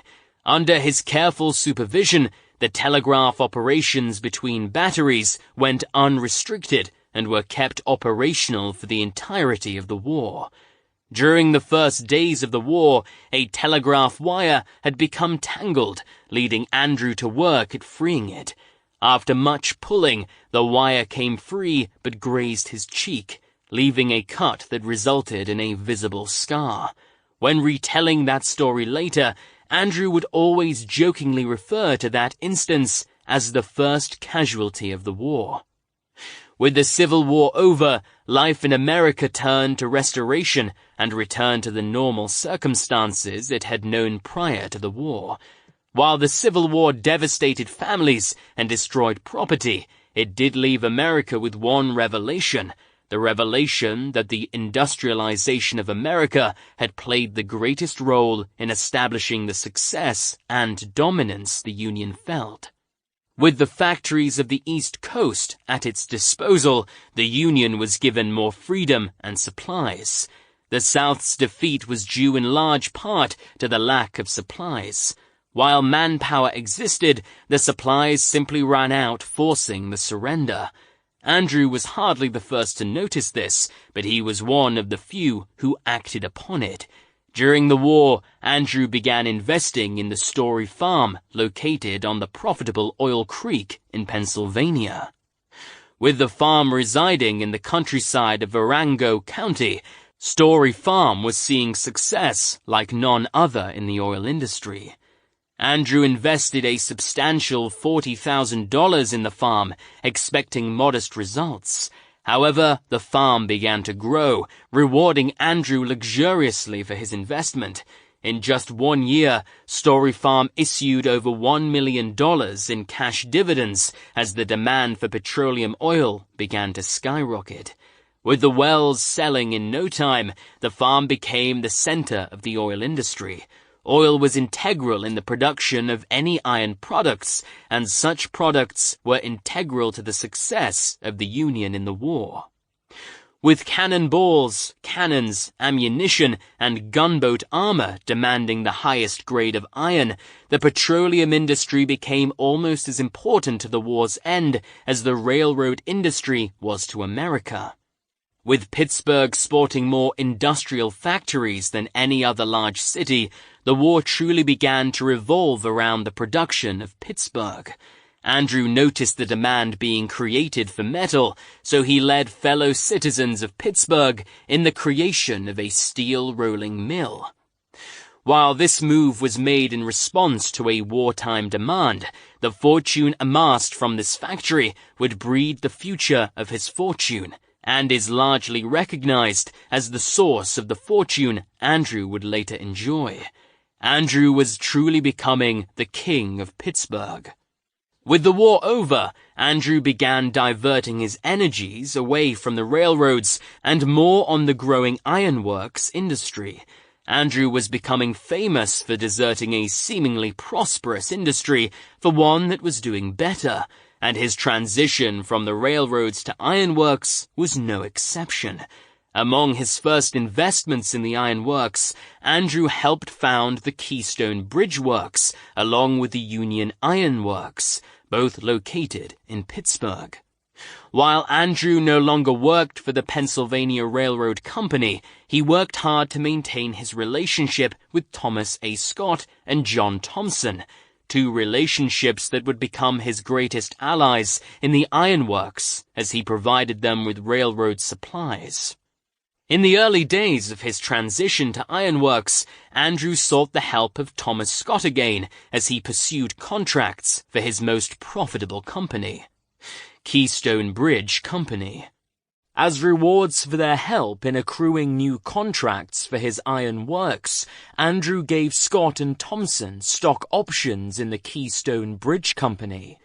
The stock, though brand new, was already worth hundreds. As the relationship between the trio began to grow, Pennsylvania Railroad Company would reward Andrew equally for his camaraderie by becoming his longest-lasting and highest-paying company.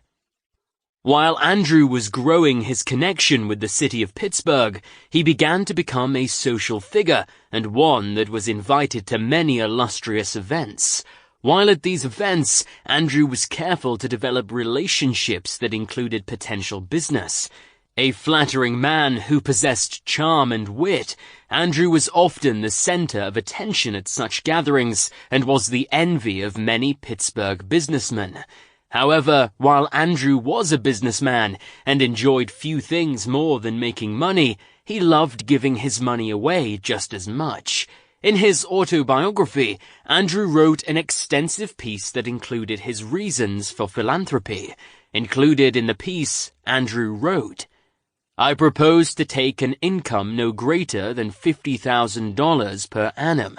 Beyond this, I need ever earn, make no effort to increase my fortune, but spend the surplus each year for benevolent purposes. Let us cast aside business forever, except for others. Let us settle in Oxford, and I shall get a thorough education, making the acquaintance of literary men. I figure that this will take 3 years active work.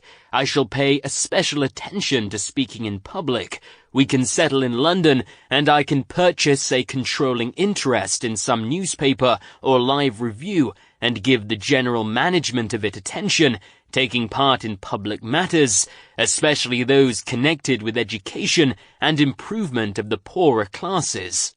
Man must have no idol, and the amassing of wealth is one of the worst species of idolatry. No idol is more debasing than the worship of money. Whatever I engage in, I must push inordinately.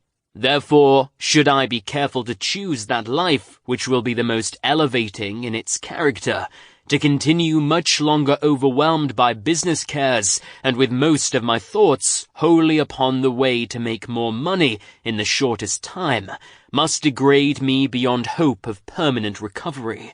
I will resign business at 35, but during these ensuing 2 years, I wish to spend the afternoons in receiving instruction and in reading systematically. Through this manifesto, Andrew pledged that his lifestyle would never reach the level of gaudiness, but that he would always donate money to his peers and the common man.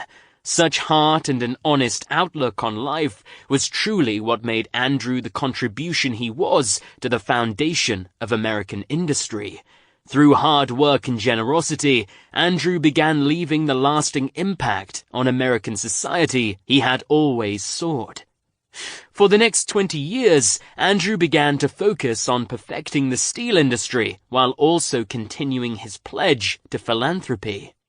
In addition to his lifestyle as a businessman, Andrew fulfilled some life dreams during these years, dreams such as meeting Matthew Arnold, an English poet he had long held in high regards.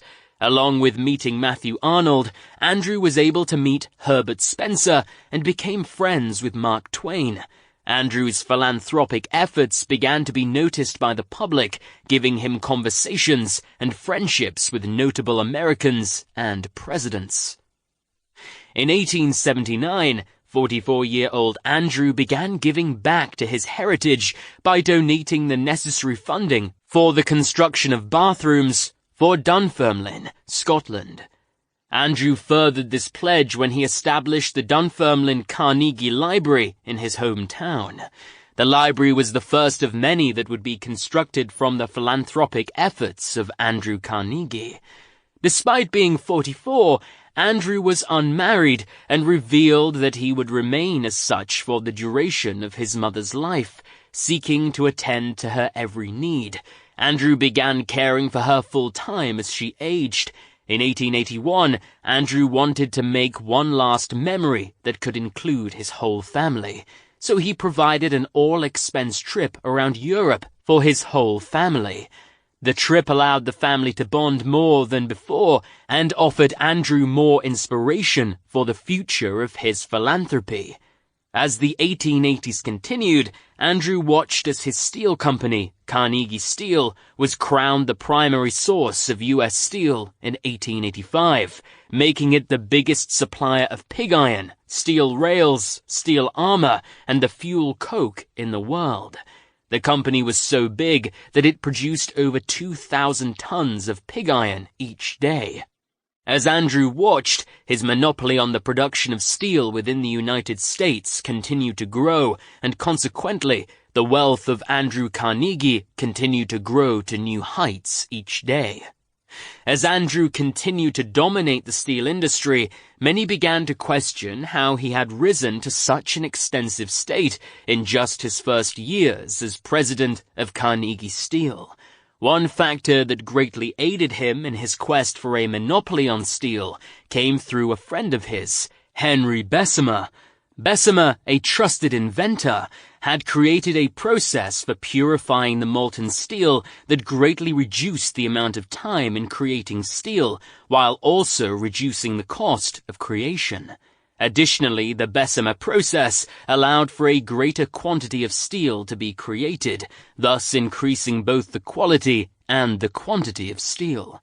Another attribute of the success of Andrew Carnegie in the steel industry was his adoption of the vertical integration regarding his suppliers, With a vertically integrated supply chain, Andrew was able to control more aspects of his suppliers, greatly reducing the amount of time needed for the steel-making process. Andrew added to his monopoly on steel with the acquisition of Homestead Steel Works, the chief rival of Carnegie Steel. With the acquisition of the Homestead Steel Works, Andrew was able to procure a state-of-the-art steel plant that included fields saturated with iron and coal. With a railway running to the plant from over 425 miles away, Andrew successfully silenced his chief rival while acquiring a plant that was nicer than the current plant at Carnegie Steel. As Carnegie Steel grew to be one of America's biggest corporations, Andrew began wondering if he should combine some of his assets to create America's biggest industrial corporation. Andrew's financial advisors agreed with Andrew, surmising that combining his assets would bring the greatest financial gain. So Andrew combined the two assets and in 1892 created the Carnegie Steel Company. In 1886, Andrew's mother passed away, leaving Andrew without anyone to care for anymore at the age of 51. Andrew had long said he would not marry until his mother had passed away, and with that requirement fulfilled, Andrew began searching for a wife. After only a few months of searching, Andrew began dating a younger woman, Louise Whitfield. Despite the strong condition of their relationship, Andrew was 21 years older than Louise. Despite the prominent age difference, Andrew and Louise furthered their relationship with marriage, and on April 22nd, 1887, the couple was wed. Friends and family close to the couple note that the marriage was sweet and filled with love, as both enjoyed philanthropy and bestowing kindness upon the common man. The couple would remain childless until 1897, when Louise would give birth to the couple's only child, Margaret. America's second industrial revolution began in the mid-1800s and continued through the days of Andrew's steel-making monopoly. The United States steel operations were creating more steel than Europe, and the steel operation of Andrew Carnegie was largely responsible for its success. Andrew continued to grow his steel company through the creation of J. Edgar Thomasson Steel Works in Braddock, Pennsylvania. The company was Andrew's dedication to his former supervisor and former place of work, John Edgar Thompson, from the Pennsylvania Railroad. Soon after establishing the steel operations in Braddock, Andrew opened the Bessemer Steel Works right in Pittsburgh, before also opening the Lucy Furnaces a short distance from the Bessemer Steel Works. By the end of the 1880s, Andrew had opened the Union Iron Mills, the Union Mill, the Keystone Bridge Works, the Hartman Steel Works, and the Frick Coke Company, in addition to a set of mines located in Nova Scotia. Andrew had grown his own steel corporation so much that the United States was becoming the primary source of steel for the world. In addition to owning the many functions of the Carnegie Steel Company, Andrew also owned a controlling interest in the landmark Eads Bridge, located in St. Louis, Missouri. The Eads Bridge was of particular interest to the Midwest because it was the first bridge created across the Mississippi River, famously creating more routes of travel once completed. After supplying the steel for the bridge, Andrew oversaw the construction of the bridge and appointed James Eads as the builder and designer of the bridge. Years later, the Gateway Arch would be constructed only blocks away from the Eads Bridge, adding to its significance. Historians regard the Eads Bridge as the greatest of Andrew's constructions, simply because it was the first all-steel bridge built in the world. Additionally, the bridge was created to house railroad lines while being tall enough so that steamboats could navigate underneath the bridge without the threat of scraping their stacks against the bottom of the bridge. Adding to the genius of the engineering of the bridge, a top level was created so that pedestrian travel could be maintained while the trains traveled on the bottom level of the bridge. The bridge's construction captivated the interest of most of America, being one of the first bridges to use pneumatic caissons in its creation. The pneumatic caissons allowed the concrete foundation to be planted firmly beneath the waters of the Mississippi River. Sadly, the caissons were more dangerous than anticipated, and as a result, 15 workers perished due to the dangers of the bends, as the caissons submerged far into the ground. Until 2014, the bridge was the primary route of travel for many entering St. Louis for work each day, showing how the bridge truly renovated life for the citizens of the Midwest. Currently, the bridge houses 2 train tracks, 4 lanes of highway, and provides a route across the Mississippi River for 8,100 vehicles every day. While the bridge was loved by the people of the Midwest for its ease of travel, the bridge served as an example to the world that all steel bridges were the future of construction.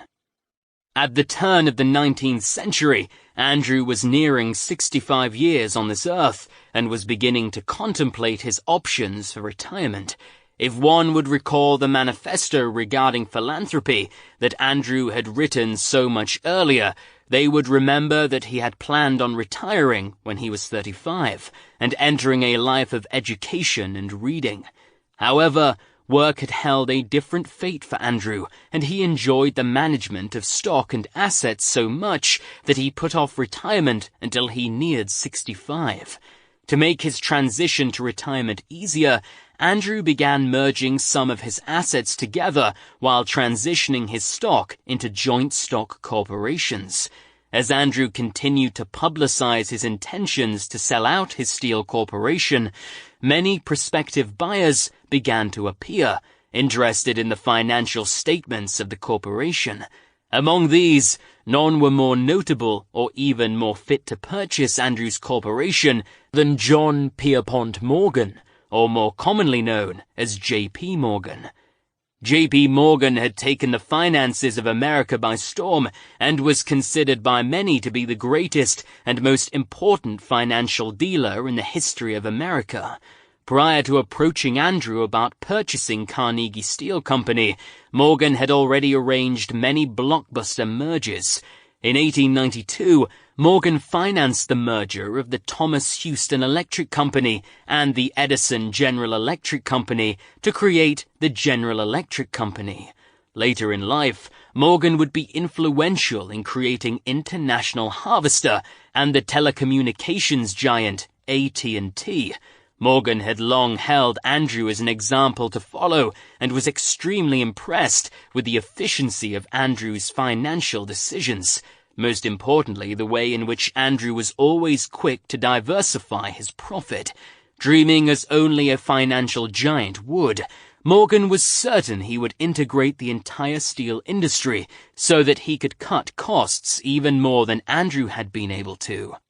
With the Integrated Steel Corporation, Morgan knew he could raise the wages of his many workers while also offering steel at the lowest price in the world. However, a move of this magnitude would require the complete cooperation by the giants already established in the industry, such as Andrew Carnegie. If Andrew would be willing to sell, Morgan could consolidate the entire steel industry and cut down on the amount of waste being incurred each year. Finally, after months of negotiating with Andrew and other steel capitalists, Morgan was able to arrange for the consolidation of the companies, creating the giant United States Steel Corporation. Once the deal was completed on March 2nd, 1901, the United States Steel Corporation was worth over $1 billion and was the first corporation to be valued as such. Though the steel industry no longer bore the name of Andrew Carnegie, his influence would continue to be felt on the industry for years to come. Though J.P. Morgan was the financial backer of the consolidation, Charles M. Schwab was the actual negotiator for the blockbuster merger.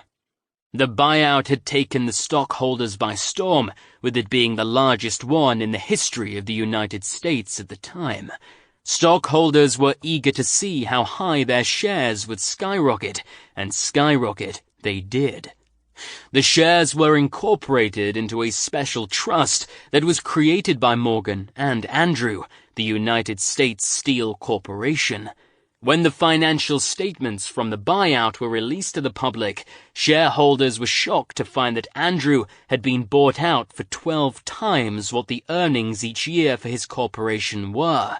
Once added up, Andrew had sold Carnegie Steel for over $480 million, equal to $14.1 billion in 2017 standards. Andrew, of course, did not own the total $480 million, the remainder belonging to his shareholders. Andrew's share was held at around $225 million, an amount that still flabbergasted many of his shareholders. Andrew arranged for his share to be paid to him via gold bonds that would allow him to gain interest on his share, now an investment in the United States Steel Corporation. Andrew had given up his life's work, but had been paid greatly for his contribution. The buyout was so large that it actually accounted for almost 4% of the wealth of the United States. Once the buyout was approved and completed, the bonds were drawn up and sent to the Hudson Trust Company, located in Hoboken, New Jersey. Upon arrival, Andrew's personal secretary, Robert A. Franks, oversaw their delivery, and a slight problem was encountered. The vault was not large enough to house the massive collection of bonds. To ease the burden of so many new bonds, Andrew had a new vault built that could handle the entirety of the large amount of bonds, almost $230 million worth. Following the signing of the contract on February 26, 1901, that consolidated the corporation and turned the ownership over to J.P. Morgan, Andrew became a millionaire who could now focus on his small family and could begin the greatest addition to his legacy, his philanthropy. Though the majority of Andrew's philanthropy would take place after his retirement from the steel industry, there were numerous events that took place prior to his retirement that showcased his compassion and kindness towards humanity. During the early 1880s, Andrew began a campaign to bridge the gap between the British society and American society that he had begun to love. In an attempt to show that the two could exist without animosity, Andrew purchased a majority of the newspapers being published in England in an attempt to eradicate the feel of a monarchy from Europe, while additionally creating what he called a British Republic. Andrew was successful at creating better a relationship between American and British society, but the eradication of a monarchy in Europe was futile under the work of one man simply controlling a few British publications. Europe saw Andrew as an activist for reform, however, adding to the pride with which his home of Scotland revered him with. Noting his hard work, many notable British celebrities befriended Andrew, none more notable than the Prime Minister himself, William Gladstone. While Andrew's life was dominated by success, Andrew held his fair share of grief too. In 1886, Andrew watched helplessly as his younger brother and business partner Thomas passed away at the cold hands of pneumonia. Thomas was Andrew's only living sibling, so understandably, Andrew was devastated by Thomas's death. Adding to the heartbreak of the situation, Andrew had watched as his brother had slipped into the grasp of alcoholism, the result of a dare that turned into a heavy addiction. Following Thomas's death, Andrew provided financial backing to Thomas's wife and her 9 children. As Andrew moved on from his brother's untimely death, he began taking regular tours of the world, speaking at notable universities about success and financial management. During this time, Andrew began to present some of his ideas regarding finance that caused other financial advisors and experts to question his tactics. Andrew presented many of these opinions and hypotheses in his book, An American Four-in-Hand in Britain, a book he wrote after a tour of Europe. Soon Andrew became a figure of activism in America, spurred by his regular and numerous contributions to various American publications. Considered his most controversial work, Andrew published a book titled Triumphant Democracy that went further than simply a few options on financial investment. Triumphant Democracy used a heavy amount of statistics to convince its readers that the British monarchical system was far behind the illustrious American form of government, the Republic. While the book proved to Americans that Andrew was a legitimate advocate for a republic form of government, many in the United Kingdom were deeply offended by the book. The book became a successful publication in America, selling over 40,000 copies. Understandably, the book did not fare as well in Europe. Proving this disappointing reaction, many people celebrated the book's arrival in Europe by burning its pages in the streets. 3 years following his controversial Triumphant Democracy, Andrew published an article titled Wealth in the North American Review. This publication did not target the British government, as so many of Andrew's previous publications had, and upon reading it, Prime Minister William Gladstone asked if he could have the article published in a European publication. Andrew agreed, and the article went on to be published under the title The Gospel of Wealth. This publication became his most well-known contribution to literature, with many financial institutions still adhering to its principles. In the article, Andrew advocated for more philanthropic efforts from those who had amassed significant wealth. The article was an extension of an article Andrew had published years earlier, outlining his plans for retirement and education and such. In The Gospel of Wealth, Andrew asserts, poor and restricted are our opportunities in this life. Narrow our horizon, our best work most imperfect. But rich men should be thankful for one inestimable boon. They have it in their power during their lives to busy themselves in organizing benefactions from which the masses of their fellows will derive lasting advantage, and thus dignify their own lives. Following the article's publication, Andrew would go on to author 3 more books, most recounting the tales and sights he encountered during his travels. As Andrew's career in the steel industry had been nearing its end, Andrew had become more of a political figure, unchained from the financial implications a careless comment could hold for his corporation. Among the many issues Andrew spoke on, British imperialism held priority. Andrew opposed the way that the British government had used the American colonies in the days of the founding of America. Andrew saw countries as being separate entities, not to be forced into submitting to one country's rules and regulations. In 1900, the Philippines had endured a short but harmful war, the Spanish-American War. While the war would last less than a year, those in favor of American imperialism were advocating for the United States to take over the islands of the Philippines. Many saw the islands as offering a prominent location for a new Navy base. Andrew strongly opposed the purchase of the Philippines and offered his support to William Jennings Bryan in his campaign for president in 1900. As Bryant also opposed the takeover of the Philippines. While President McKinley would defeat Bryant and the Philippines would be purchased from Spain by the United States, Andrew's opinion had been noted by the world.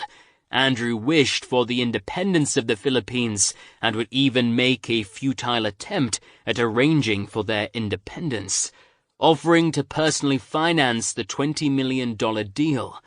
The deal was rejected, and Andrew returned home disappointed at his failure. While the Treaty of Manila would be signed years after Andrew's death and would give the Philippines complete independence from the United States, the Filipino people recognized an ally in Andrew and appreciated his kindness towards them. In his campaign to make a difference, Andrew joined the American Anti-Imperialist League in 1898, a membership he would maintain until his death. With the purpose of the League to oppose any advancement of annexation against the Philippines, Andrew recruited notable celebrities to join the League. These celebrities included Grover Cleveland and Benjamin Harrison, both future presidents of the United States. Additionally, Andrew recruited his friend Mark Twain to join the League. Perhaps Andrew's greatest contribution to society was not merely his financial backing or financial contributions, but more his willing heart and attempts at achieving justice for those that could not fight for themselves. Beginning in 1901, Andrew's efforts turned solely to philanthropy. No longer burdened by the affairs of his corporation, Andrew and Louise were free to visit the world in search of opportunities for their philanthropic efforts. The world took notice too. Andrew had long held the attention of the world, but instead of being in the spotlight for his acute business transactions, now Andrew was in the spotlight as America's most generous philanthropist. Following his retirement, Andrew purchased the luxurious Skibo Castle in Scotland and shared time between the castle and his lavish home in New York City. While looking for ways to spread his wealth around, Andrew began to lend an ear to those requesting money for education. Andrew had long pledged that the majority of his wealth would go towards the advancement of education, casting a compassionate reminder to his early days of spending hours in Colonel James Anderson's private library after work. These letters requesting help were always read personally by Andrew and saved in a drawer titled Gratitude and Sweet Words on his desk. With American education reforming its spelling curriculum, Andrew became a strong advocate for the movement and pledged financial support. Additionally, Andrew founded the Simplified Spelling Board, an organization that sought to reform the English language and simplify the spelling and learning of the English language. To aid the schools using the reformed spelling, Andrew's organization established a Handbook of Simplified Spelling, which proved to be a tremendous aid in the effort to make spelling easier in America. In Andrew's youth, public libraries were few and far between. Andrew saw literacy as the foundation for America's future, and the thought of children being hampered in their reading simply because of the lack of libraries both despaired and inspired him. Of particular inspiration to Andrew was the life of Enoch Pratt. Enoch Pratt had recently died, but his lasting contribution to America was the Enoch Pratt Free Library, located in Baltimore. The library allowed the public to enter its doors and take books that interested them home. Upon Pratt's death in 1896, Andrew remarked, "Pratt was my guide and inspiration." Following in the footsteps of Pratt, Andrew designated much of his wealth to the establishment of public libraries across the United States, into Canada, and even as far as Europe. This alone would be Andrew's most remembered and lasting contribution to society. Andrew began by asking that areas of interest request the grant, which would be personally reviewed by Andrew. However, the requests came in such great magnitude that Andrew became overwhelmed by the amount and had to establish a staff to help sort the requests for libraries. After placing James Bertram in charge of the effort, Andrew began visiting the areas where the construction of a Carnegie library was already beginning. Andrew did not ask much from the communities seeking a library, but among the few requirements, the city must be able to provide sufficient land for the library and would have to maintain the cost of upkeep and management of the library. Among the first libraries created, Andrew donated $500,000 to the city most dear to his heart, Pittsburgh for a local public library. Only 1 year later, Andrew donated $250,000 to Allegheny City, designated for a music hall that accompanied a small public library. Tipping his hat to his native land, Andrew donated an additional $250,000 to Edinburgh, Scotland, so that they could also have a free library.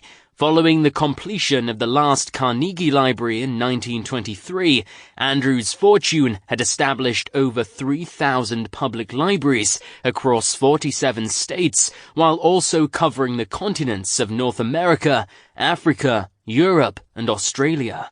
Additionally, Andrew donated almost $70,000 for the construction of the University of Birmingham. Andrew's true love was reading, and by establishing free libraries for the citizens, Andrew extended that love to others, while giving a way for the youth to be educated. In his own words, Andrew said, "A library outranks any other one thing a community can do to benefit its people. It is a never-failing spring in the desert." Truly, Andrew helped to quench the thirst of many people seeking literature and knowledge. Furthering his pledge to education, Andrew donated $2 million in the establishment of the Carnegie Institute of Technology, located in Pittsburgh. 2 years later, Andrew was approached about establishing a university in Washington, D.C., Andrew jumped at the opportunity to create a new venue of education in the nation's capital and pledged $2 million in creating the Carnegie Institution. Later in his life, as he neared his death, Andrew would donate even more money to the universities. In addition to donating towards the establishment of schools, Andrew also served as a member on the board of directors at Cornell University and the Stevens Institute of Technology. Never failing to remember his native country, Andrew donated $10 million towards a trust named the Carnegie Trust for the Universities of Scotland. The large donation was an unbelievable donation, and to reward Andrew for his generosity, Scotland named him Lord Rector of the University of St. Andrews. In 1911, Andrew was still busy donating his ever-present wealth to charities and educational causes across the world, when one particular benefit caught his attention. The Carnegie Institution had tasked George Ellery with creating a telescope on Mount Wilson, and funds were running low on the project. Andrew sent a donation of $10 million to the institution and urged the builders to hurry so that he might hear of the telescope's completion before his death. "I hope the work at Mount Wilson will be vigorously pushed," wrote an elderly Andrew Carnegie, "because I am so anxious to hear the expected results from it. I should like to be satisfied before I depart that we are going to repay to the old land some part of the debt we owe them by revealing more clearly than ever to them the new heavens." The telescope, now famously known as the Hooker telescope, was completed on November 2nd, 1917, 2 years before Andrew would pass away. Andrew's wish of seeing the Hooker telescope completed in his lifetime had come true. As a slight change, the man who was dedicated to the purpose of making other people's wishes come true got to have one of his own dreams come true. While Andrew gave most of his wealth to education, he also held a special interest in creating organizations that could repay people. To repay his former employees for their years of labor, Andrew designated a good portion of his remaining fortune for a pension program. Additionally, Andrew created a pension program that would pay a small sum to retired teachers at American universities. Years later, Andrew's pension program for the retired teachers would transition into the TIAA-CREF. While Andrew was a free giver regarding his fortune, he did hold one strict requirement that was deemed unable to be met by a few universities. Andrew required that if any universities had religious affiliations, these ties must be severed before Andrew would donate any money to the school. As a matter of religious conviction, many Protestant universities refused to cut their connections to their respective religions, and thus nullified their possibilities at receiving grants from Andrew. One small aspect of Andrew's life that is relatively unknown is his fascination and love of church organs. Andrew loved the vibrant yet solemn sound offered by the church organs. To further this love, Andrew oversaw the construction of over 7,000 church organs. Additionally, Andrew installed one of the organs in his house, even though neither he nor Louise could play the organ, in addition to providing church organs for thousands of churches. Andrew also was the chief benefactor for Tuskegee Institute, the first all-black university located in Tuskegee, Alabama, operated by Booker T. Washington. Additionally, Andrew proved influential in donating funds so that Washington could establish the National Negro Business League, with a particular emphasis being placed on American heroism in the early 1900s. Andrew established yet another organization, the Carnegie Hero Fund, labeled as an organization that sought to offer monetary rewards for acts of heroism. Andrew personally reviewed every case of heroism for the first few years of the organization's efforts. The organization still exists and has given over $40 million in rewards and grants to date. The organization, housed in Pittsburgh, is still one of the United States' leading organizations that seeks to reward those who aid the disabled or impaired in the community. In 1917, just a few months before the completion of the Hooker telescope, Andrew was given a lasting reward for his philanthropic efforts by the Phi Mu Alpha Sinfonia Fraternity from the New England Conservatory of Music. As recognition for his contributions to American music, Andrew was made an honorary member of the fraternity and honored at a private ceremony. The fraternity further paid tribute to Andrew by incorporating his values of charity into their mission statement. During the last years of Andrew's life, his philanthropic efforts were given a second glance by those who deemed his fortune as the result of years of hoarding or even heartless actions. Andrew had been extremely frugal in his early days, but additionally always made sure those who were in debt to him paid off their debts in due time. Joseph Wall wrote a biography of Andrew Carnegie in 1971 and was honored with a Pulitzer Prize for his work. In the book, Joseph writes, "Maybe with the giving away of his money, he would justify what he had done to get that money." Regardless of the opinions one has regarding the ways in which Andrew amassed his wealth, one would be hard-pressed to prove that Andrew was selfish with his wealth in his last days. Having given over $350 million to charity, Andrew successfully imparted his greatest asset, money, back to the public, and more so, to those who actually needed the wealth. If his philanthropic efforts failed to satisfy the question of his charity, perhaps his example to others would be.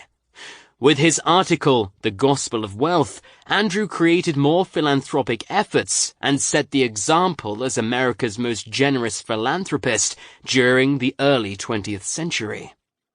On August 11th, 1919, Andrew Carnegie passed away, succumbing to the same disease his brother Thomas had died of so many years earlier, pneumonia. Following his death, the remainder of his fortune, almost $30 million, was split up between various charities and universities across the world. Andrew Carnegie was buried at the Sleepy Hollow Cemetery in Sleepy Hollow, New York. Ironically, Andrew was laid to rest only feet away from one of his peers, Samuel Gompers, a fellow industrialist who made great changes in the labor force regulations in the early 1900s. Shortly before his death, Andrew wrote in his journal a piece which many have referred to as the Andrew Carnegie dictum. In this piece, Andrew asserts that the world would be improved if one followed a three-step process. First, one should spend the first third of his life by investing in as much education as he could. Second, one should use the second third of his life making as much money as he could. Third, one should use the last third of his life by giving away his fortune so that others can follow in his footsteps and fulfill the Andrew Carnegie dictum. Through the life of Andrew Carnegie, the world was given a benchmark to follow that would fulfill every man. By fulfilling the needs of others, one can feel the joy of his life and establish a legacy. The legacy of Andrew Carnegie includes the foundation of his hard work and ingenuity in the steel industry, but concludes with his generosity and compassion. In his own words, "If you want to be happy, set a goal that commands your thoughts, liberates your energy, and inspires your hopes." Cornelius Vanderbilt. Many view education as the single most important key to gaining a life of ease and comfort. So much importance is placed on education that many pour their lives into 4 years of higher education, only to follow that with 2 more years to complete a master's degree. After that, some continue to pursue a doctorate. While some of these students will be able to apply their degree to their field of work, the sad majority of graduates find that their degree is either not applicable to their field of work or not a requirement of their job, rendering their last years of education and thousands of dollars worthless. To better discover the necessary elements of success, one would be wise to study the life of millionaire philanthropist Cornelius Vanderbilt. Ironically, when one thinks of the name Vanderbilt, their mind immediately goes to the 333-acre campus of Vanderbilt University in Nashville, Tennessee. However, while Cornelius Vanderbilt was the philanthropist responsible for the college's birth, he did not even complete high school. How does a high school dropout become one of America's richest men? By laying the foundation of the American railroad and steamboat industry. In Cornelius's own words, "If I had learned education, I would not have had time to learn anything else." Hard work and a persevering attitude separated Cornelius from the other men of his time, planting him firmly in the seat of a locomotive bound for success. Cornelius Vanderbilt will forever serve as an example to posterity that an education is only valuable if it does not inhibit the hard work necessary for success. Only when hard work is coupled with intelligence will the natural man discover the flares of success that Cornelius Vanderbilt discovered so long ago. Cornelius Vanderbilt was born to Cornelius van der Bilt and Phoebe Hand on May 27th of 1794 in the metropolis of industry, Staten Island, New York. Cornelius came from a rich history of hard workers that had little time for the pomp and frills of life. His great-great-grandfather, Jan Utzon, emigrated to New York in 1650 under the label of an indentured servant. Prior to emigrating to America, Jan had worked as a Dutch farmer from Bilt, a small village nestled in the city of Utrecht in the Netherlands. The surname Vanderbilt originates from this village. The Dutch traditionally called each other according to their geographic location, using the phrase van der, which translates to of thee. Because the Utzon family was from the village of Bilt, the name was combined to create Vanderbilt, which was passed down through the generations, even after the Vanderbilt family emigrated to America. Before Jan passed away, he gave his small tract of land in Staten Island to his sons. From land records dating to Jan's immigration in the late 1600s, historians have found that Jan acquired his land from the Native Americans inhabiting New Amsterdam, now New York. Jan bequeathed his land to his son Jacob, the grandfather of Cornelius. When Cornelius was born, his father was operating a small ferry that brought passengers around the New York harbor. While Cornelius was enrolled in a local school, his love was found outdoors. Cornelius found the rigors and studies of school boring and worthless in his fascination with the unknown features of the woods that stood outside his home.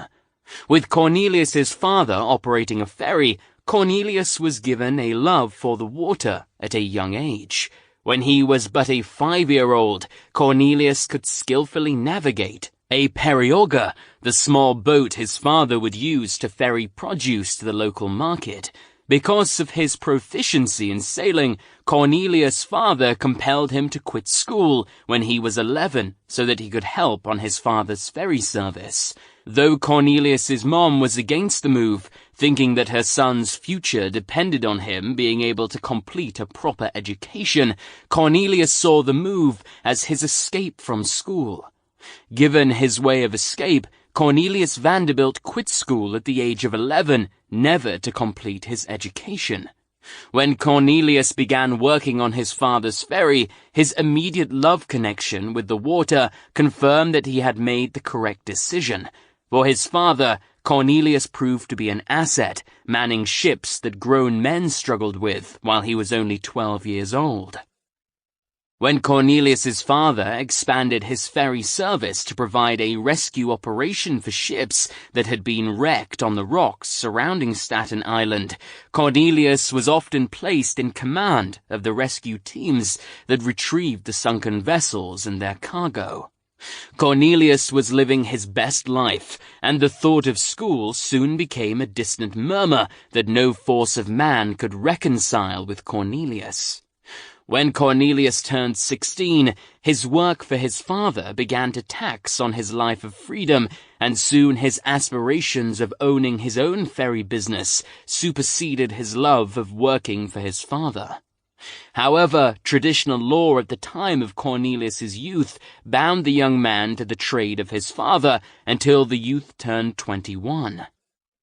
Unable to cope with the idea of working for his father until he was 21, Cornelius made plans to run away from home and start his own ferry operation. However, the love of his mother and the promise of a loan of $100 to purchase his own periauger brought the boy back from his intents of running away. Along with the loan, his mother allowed Cornelius to begin working a small patch of land, 8 acres wide, to grow his own crops.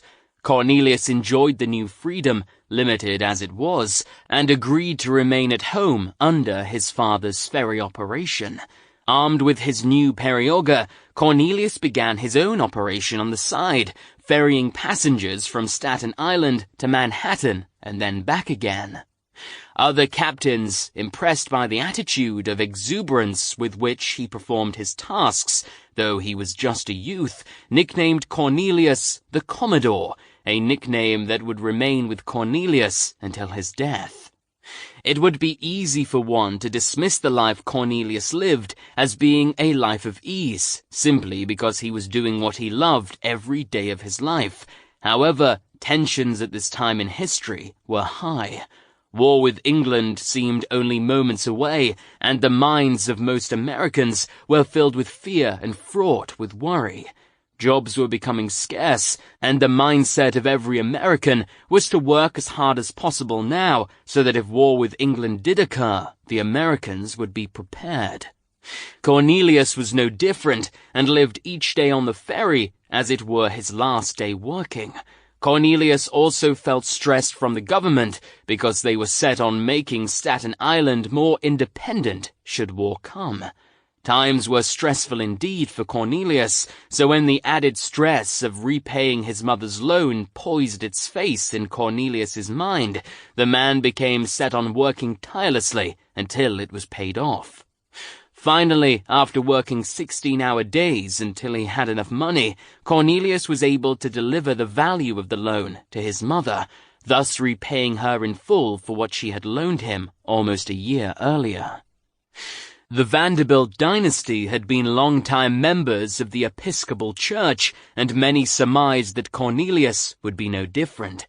However, Cornelius found his beliefs more in line with the Moravian Church and sought to join a local chapter. Sadly, Cornelius was disappointed to learn that no such church existed in his city. However, when Cornelius learned that there were other Moravians in his city that sought to worship together, he helped lead a building project to construct a church for the Moravians in Staten Island. With the help of Cornelius, the church was completed, and Cornelius was able to worship alongside like-minded members of his faith. He would be a member of the church until his death. During these months, Cornelius continued to keep his ferry open as much as possible to create a sizable savings account. Through months of hard work, Cornelius worked his way through various employers in the New York harbor until he was finally named captain, along with being a co-owner of the largest periauger in the city's harbor. However, the celebration of his promotion was significantly dampened by the announcement of war. James Madison had declared war on England, drawing America into a bloody war that would require resources and the aid of every American. The War of 1812 had begun. With the War of 1812 grabbing all attention and all big businesses, the resulting economy was hurting the smaller businessmen of America. However, the war brought new opportunities for employment for Cornelius. With other means of transportation skyrocketing, the ferries became the primary means of transportation, thus increasing Cornelius's weekly flow of traffic. Also adding to Cornelius's budding employment opportunities were special contracts from the United States government that included ferrying supplies to various forts across the eastern coastline. For the duration of the war, Cornelius would ferry passengers in the daytime and supplies for the government at night. Cornelius began to make a name for himself as a daring and sometimes reckless captain, often taking the most dangerous missions from the government. While Cornelius was never afraid to push the boundaries of safety, his missions were all completed, adding to his impressive record as a ferryboat captain. During one such mission, the British seemed poised for another attack off the coast of Sandy Hook, but were held off by a sudden storm that threatened the safety to the British fleet. During the storm, American reinforcements needed to be shuttled to the site to be ready for the next attack. Cornelius was called upon to undertake the dangerous mission, and upon completion was asked by an officer whether or not he thought he could pilot the boat back in such a storm. Cornelius responded, "I can if the boat is handled properly." The officer then implored Cornelius to take the remaining officers to the battery as to provide more reinforcement there. Cornelius readily agreed, but noted that, "I shall have to carry you part of the way underwater." The officer seemed perplexed at such a thought, but agreed to the offer nonetheless. Cornelius successfully delivered the soldiers to the battery, and upon their arrival, not one of them was dry. As the war raged on, Cornelius watched as his fellow captains in the ferry operations were forced to put their ferries up for sale, squashed by the economic hardships of the war. Cornelius saw this as a tremendous opportunity to build a bigger fleet and create more wealth. When 2 seagoing ships were offered to him for sale, Cornelius immediately accepted and purchased the ships. At the young age of 18, Cornelius was the proud owner of 2 ships and the captain of another ship. In 1813, a nervous 19-year-old Cornelius Vanderbilt proposed marriage to his first cousin named Sophia Johnson. After she accepted, the two were married and moved out of Cornelius's dilapidated apartment and into a small boarding house located on the famous Broad Street of Lower Manhattan. The two enjoyed a fruitful marriage, parenting 13 children together. Cornelius's ferry business continued to grow, and by the age of 23, Cornelius was worth $9,000 along with his fleet of ships. While the trade of piloting a ship was his career of choice, Cornelius was never involved in just one investment. Sundry tasks demanded the time of Cornelius, including peddling, ferrying, trading and transporting various freight along the eastern coast. In addition to growing a fleet of ships, Cornelius began modifying his vessels to make them sail faster and more securely. When other captains examined the vessels of Cornelius, they made the same changes to their own vessels, thus igniting a ripple effect from Cornelius's skillful engineering and making him both a trusted source in the ferry operations and a legend among the locals of Staten Island. While Cornelius was busy ferrying his passengers by use of ships with sails, Robert Fulton was unveiling his new wonder to the world, a ferry run completely by a steam engine. Cornelius was intrigued by the concept of foregoing a sail for an engine. Enticed by the gossip, Cornelius boarded a steamer bound for Albany and watched in amazement as the ferry pushed its way through the waters, unbound by the lack of wind Cornelius was used to facing. Upon arriving in Albany, Cornelius remarked to a stranger that the steamboat would replace the sail. However, steamboats were rarer than the sail ferries and were not yet the primary source of transportation. At the time, the state of New York had given Robert Fulton and his operation a 30-year monopoly on any steamboat operations. This monopoly had discouraged many steamboat captains, with the exception of a young man named Thomas Gibbons. Gibbons was undeterred by the legislature of New York and offered Cornelius a job piloting one of his steamboats. Despite being guaranteed over $3,000 a year from his sail ferry operations, Cornelius sold his remaining vessels and accepted the job working for Thomas Gibbons as a steamboat captain on the Mouse of the Mountain.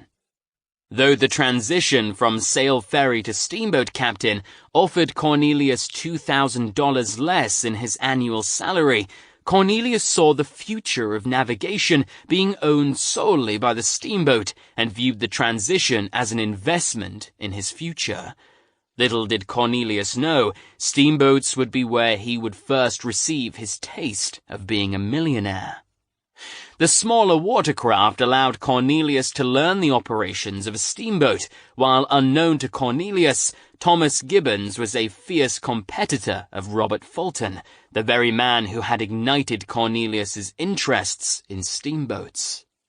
Part of the fierce battle between Gibbons and Fulton was based on New York giving Fulton the sole ownership of all steamboat operations on any waterways within New York.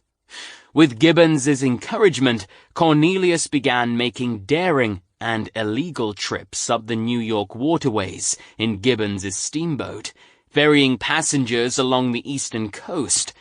Often, Cornelius would have to use his skillful piloting to evade capture and arrest from those seeking to enforce the monopoly giving to Fulton.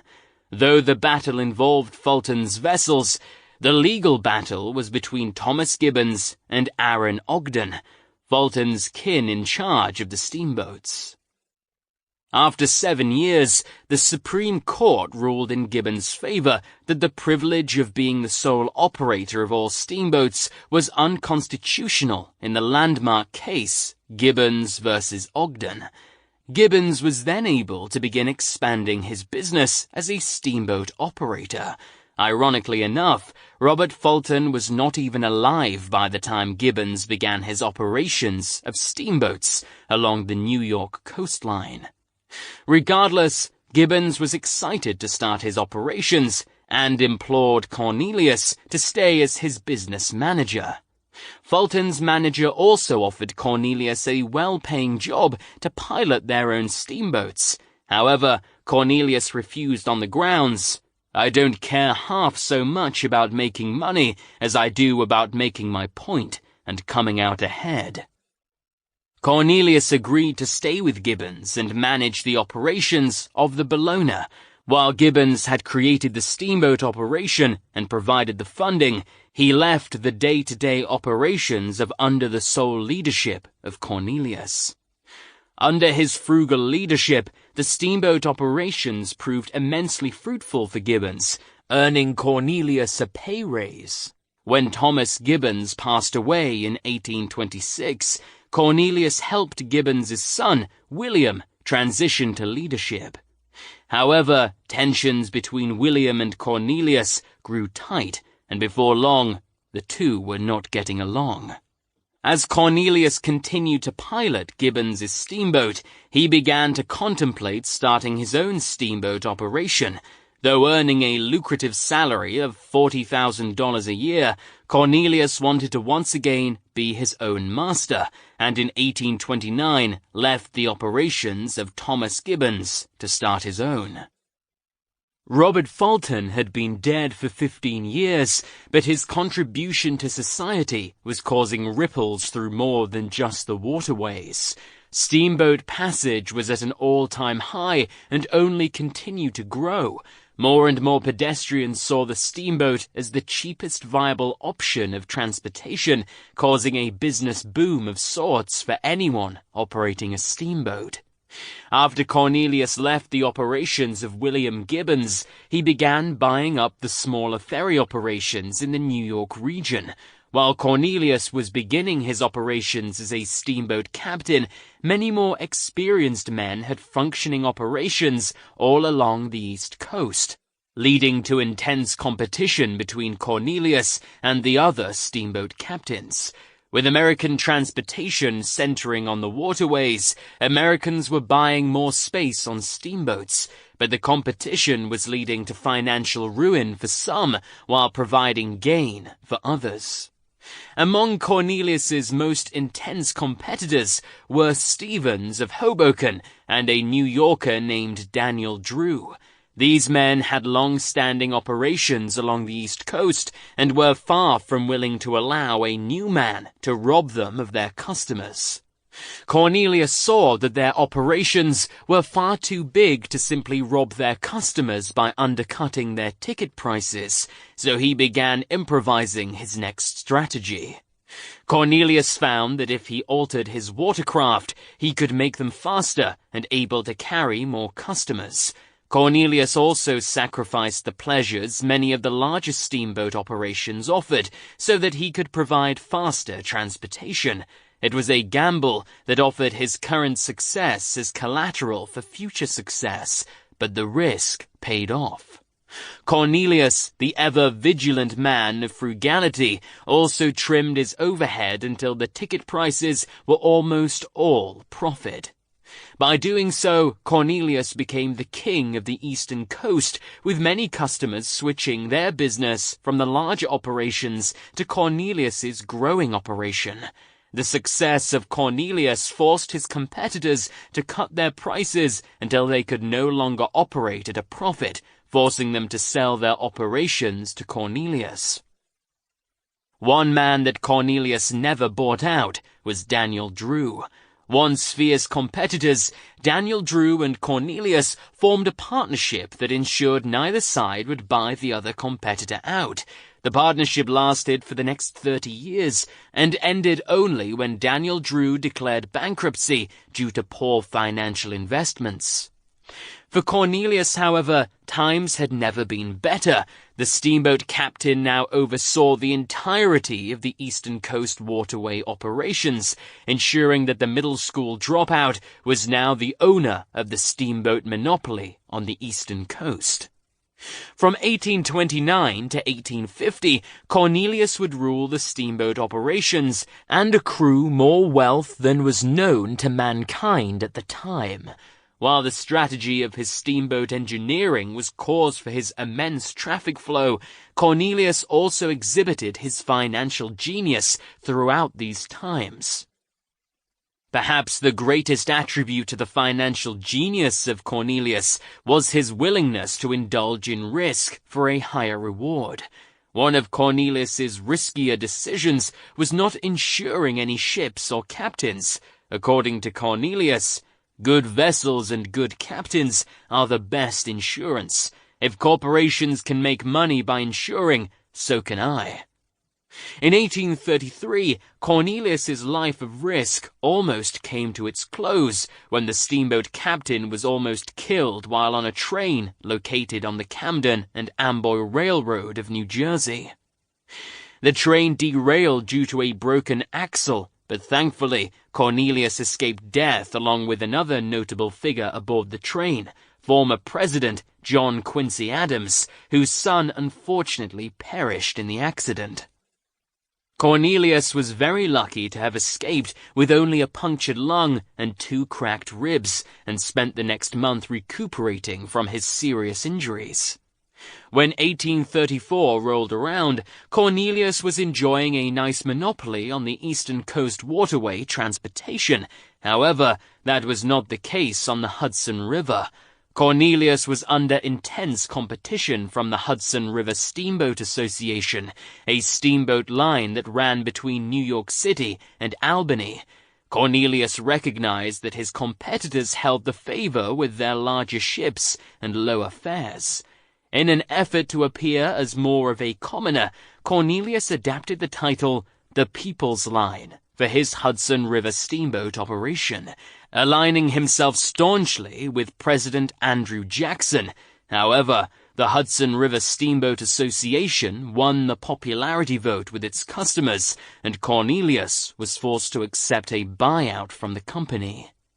Undeterred by his lack of success in the Hudson River, Cornelius continued to grow his operations along the Long Island Sound while continuing his monopoly on the eastern coast. As Cornelius continued to make savvy financial decisions, his operations began to, until by 1845, Cornelius owned the operations of 100 steamboats that traversed the Long Island Sound. In addition to holding the monopoly on steamboats, Cornelius also held the most employees of any business in America, granting him more fame than he ever imagined. As part of the strategic genius of Cornelius, he preyed upon the frantic wishes of the 49ers during the California Gold Rush of 1849 by providing a steamboat that would deliver its passengers to California via a shortcut that cut an astounding 600 miles off the trip, while also offering the passage at half the price of land travel. Through moves like this, Cornelius crept into the hearts of the American people while also having a firm grasp on their pocketbooks. In 1850, Cornelius began facing significant competition from the Pacific Mail Steamship, a company that ran its customers through the Isthmus of Panama. However, the costs began to catch up with the company as Cornelius's strategic navigation ensured that he was still seeing profits 10 times higher than that of the Pacific Mail Steamship. 3 years later, Cornelius helped to stifle some of this competition by locating 3 of his steamboats on the eastern coast and 4 steamboats on the western coast. In the following years, Cornelius would allocate more of his ships on the eastern coast, simply due to the greater need on that side of the United States. While Cornelius had long found his success in steamboats, another mode of transportation began to gather his interests in the later 1830s. With the textile mills beginning their boom, mills were being built all along the New England coastline, causing a need for improved transportation between the states. To get the cotton from the deep south all the way to the mills of New England, railroads were built along the roads of Boston that connected the city with the Long Island Sound. Once the connection from Boston to the Long Island Sound was completed, the merchants were able to ship their goods all the way from Boston to New York with little effort. With Cornelius in complete control of the steamboats that had routes to New York, he saw a great opportunity to control more transportation through the railroads. One railroad that was of interest to Cornelius was the New York, Providence, and Boston Railroad. This railroad, known more commonly as the Stonington, was the most popular railroad on the eastern coast. Cornelius saw this railroad as his greatest opportunity at entering the industry and decided to purchase stock in the company. After convincing the competing railroad lines to cut their prices, Cornelius watched as the stock price of Stonington fell until he was able to purchase a controlling stake and take over as president in 1847. For Cornelius, the railroad now offered him the perfect route to controlling a monopoly on all American transportation. For the American people, a genius was now in charge of two of their most popular modes of transportation, breeding confident yet anxious feelings about his future in transportation. If operating the most successful steamboat line while simultaneously beginning the operations to own a railroad line intimidated Cornelius, he showed no signs of it. In addition to managing these two operations, Cornelius also began purchasing real estate in Lower Manhattan and Staten Island, effectively owning much of the public property of New York. In 1838, Cornelius added to his impressive collection with the acquisition of the famous Staten Island Ferry, which is still in existence today. When the 1840s ended, Cornelius had gathered over $1 million a year in profit, and was now only referred to by his nickname, the Commodore. The year was 1852. Cornelius was approaching 60 years old, but was unwilling to relinquish his firm grasp on the many operations under his command. Cornelius was still working just as hard as he always had, a trademark of the success he was now enjoying. However, not all of Cornelius's life was filled with bliss. That year, the aging millionaire was involved in an altercation with Joseph L. White from the Accessory Transit Company.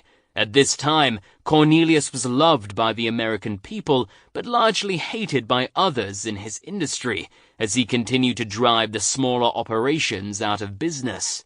Cornelius had purchased a controlling interest in the company, and Joseph opposed this move, sensing that Cornelius was about to buy out his company, as Cornelius has done to so many other companies.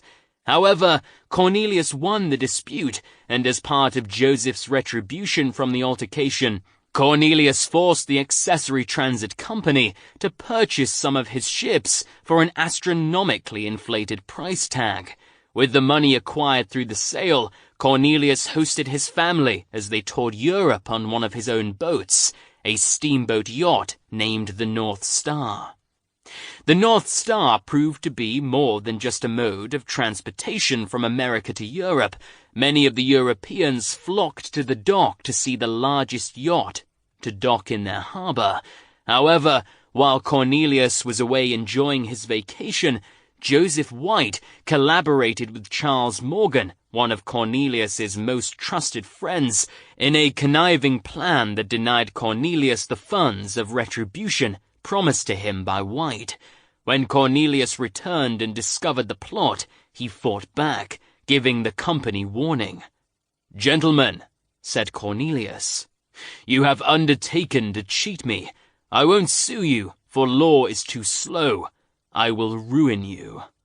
And ruin he did, by implementing a steamboat operation that ran to California, threatening the profits of the Accessory Transit Company. Faced with the plight of being bought out by Cornelius, White paid his debt to Cornelius, and Cornelius ceased his operations to California. Following Cornelius's battle with the Accessory Transit Company, Cornelius began running transatlantic steamboat lines to compete with the Collins Line, a steamboat line piloted by Edward K. Collins. As Cornelius had done with so many other transportation lines, he soon overwhelmed the Collins Line and bought out the company. In addition to heading up the transatlantic steamboat operations, Cornelius also purchased a controlling interest in Allaire Iron Works, earning him a shipyard to store and maintain his steamboats. Additionally, the Allaire Iron Works was the largest manufacturer of steam engines for steamboats located in Manhattan. In 1855, Cornelius turned his interests once again to the operations of the Accessory Transit Company. After buying control in the company, Cornelius owned the controlling share, and his revenge on Joseph White was complete. However, more excitement than Cornelius had ever experienced awaited him in November of the same year, the excitement that would begin the foundation of the legacy Cornelius would lay for posterity. Shortly after Cornelius gained the controlling share of the Accessory Transit Company, William Walker, a militia leader from America, entered the country of Nicaragua and led a coup that overtook the Nicaraguan government. This directly tied into Cornelius because the Accessory Transit Company was heavily invested in the Nicaraguan transportation system, with many of their steamboats residing there. Adding to the crisis of the situation, Walker convinced his friend, Edmund Randolph, to talk to the accessory transit agent located in San Francisco, Cornelius Garrison, and convince him to betray his friend, Cornelius Vanderbilt. While Walker was in control of the government of Nicaragua, Randolph had him nullify the accessory transit charter that had allowed the company unlimited transportation within the country. With the charter nullified, Walker seized Cornelius's steamboats in Nicaragua and gave them to none other than his friend, Edmund Randolph. Randolph then sold the seized steamboats to Cornelius Garrison, the very man who had betrayed Cornelius Vanderbilt in San Francisco. As Cornelius Vanderbilt stood by and watched helplessly as one of his most profitable steamboat lines was illegally confiscated, he sought the aid of the American government in providing restitution and justice. However, the government refused and offered no explanation as to why they did not help. Without the aid of the American government, Cornelius was forced to seek the aid of Costa Rica in bringing Walker to justice.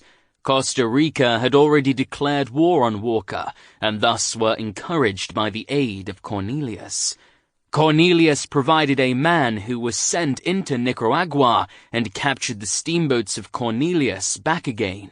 Without the steamboats, Walker had no access to his reinforcements and was forced to surrender his brief stint as leader of the Nicaraguan government.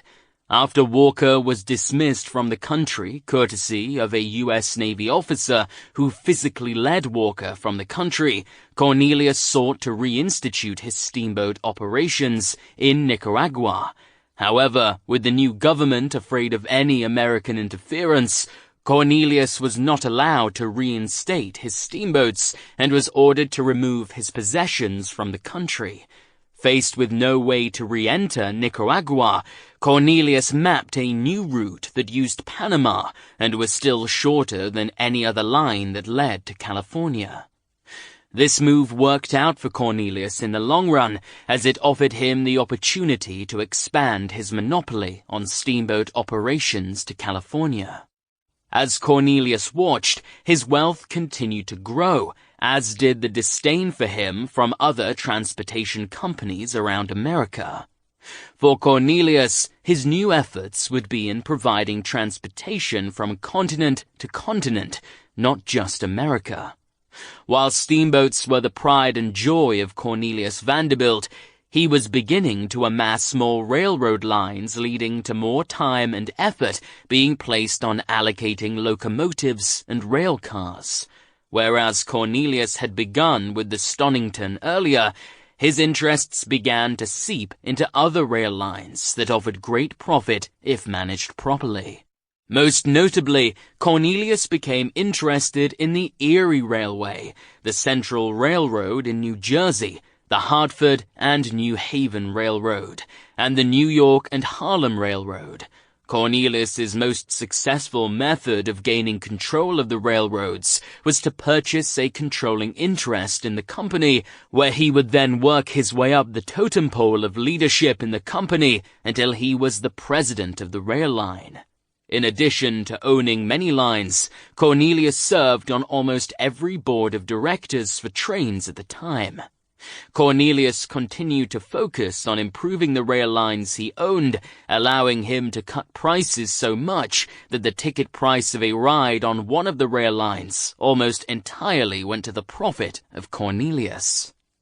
However, while the locomotive business was lucrative and was gathering more steam as the days progressed, America was on the verge of another war.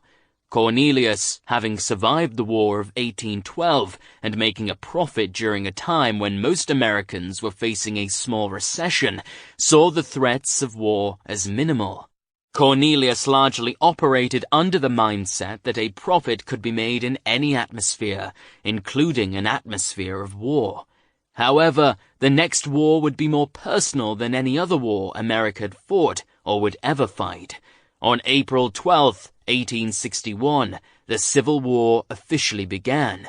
America was at war with herself.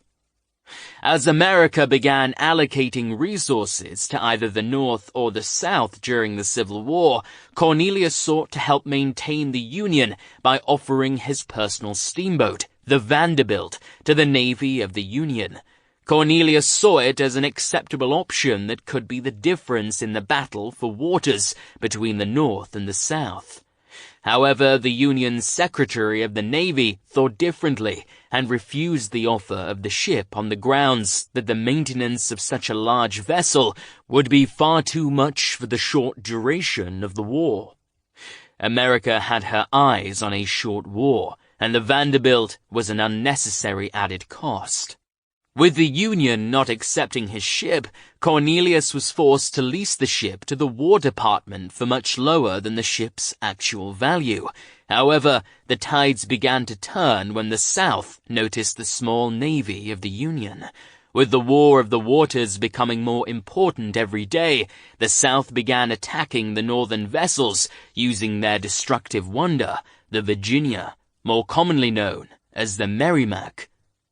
The ironclad vessel was causing an impasse for the Northern ships, so Secretary of War Edwin Stanton asked President Abraham Lincoln if he could request the aid of Cornelius Vanderbilt. President Lincoln readily agreed, and soon Cornelius was where he most enjoyed, modifying vessels to fit the need of the times.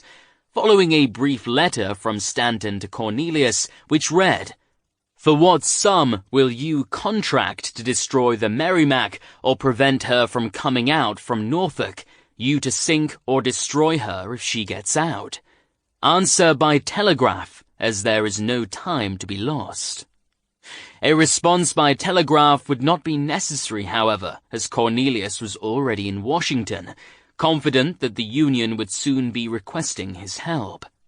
Given the go-ahead to make a ship worth destroying anything in its path, Cornelius put his mind and wit to the task, finishing the boat in record time.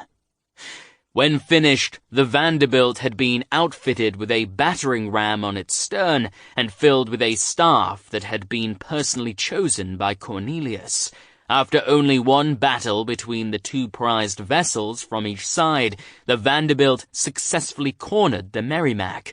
After the vessel was being seized, Cornelius was placed in charge of modifying it to fit the Union's needs. Cornelius converted the former destroyer into a cruiser that was tasked with finding the Alabama, a Confederate raider that was wreaking havoc on the eastern coast. Courtesy of its captain, Raphael Semmes, after Cornelius had agreed to modify the Vanderbilt, he revealed that President Lincoln had asked him if he was capable of hindering the Virginia from working. "I replied to him," wrote Cornelius, "that it was my opinion that if the steamship Vanderbilt was there properly manned, the Merrimac would not venture to come out, or if she did, that the chances were 10-1 that the Vanderbilt could sink and destroy her. No vessel had been, or could be, made by the rebels that could stand the concussion or stand before the weight of the Vanderbilt." Following the war, Cornelius was recognized for his invaluable donation of the Vanderbilt. Cornelius was awarded the Congressional Gold Medal for his generosity in donating the Vanderbilt to the war. In addition to donating the Vanderbilt, Cornelius also privately donated enough money for a group of explorers to make an expedition that wound throughout the United States before culminating in New Orleans. Cornelius Vanderbilt played a monumental role in the Civil War simply through his willingness to be used.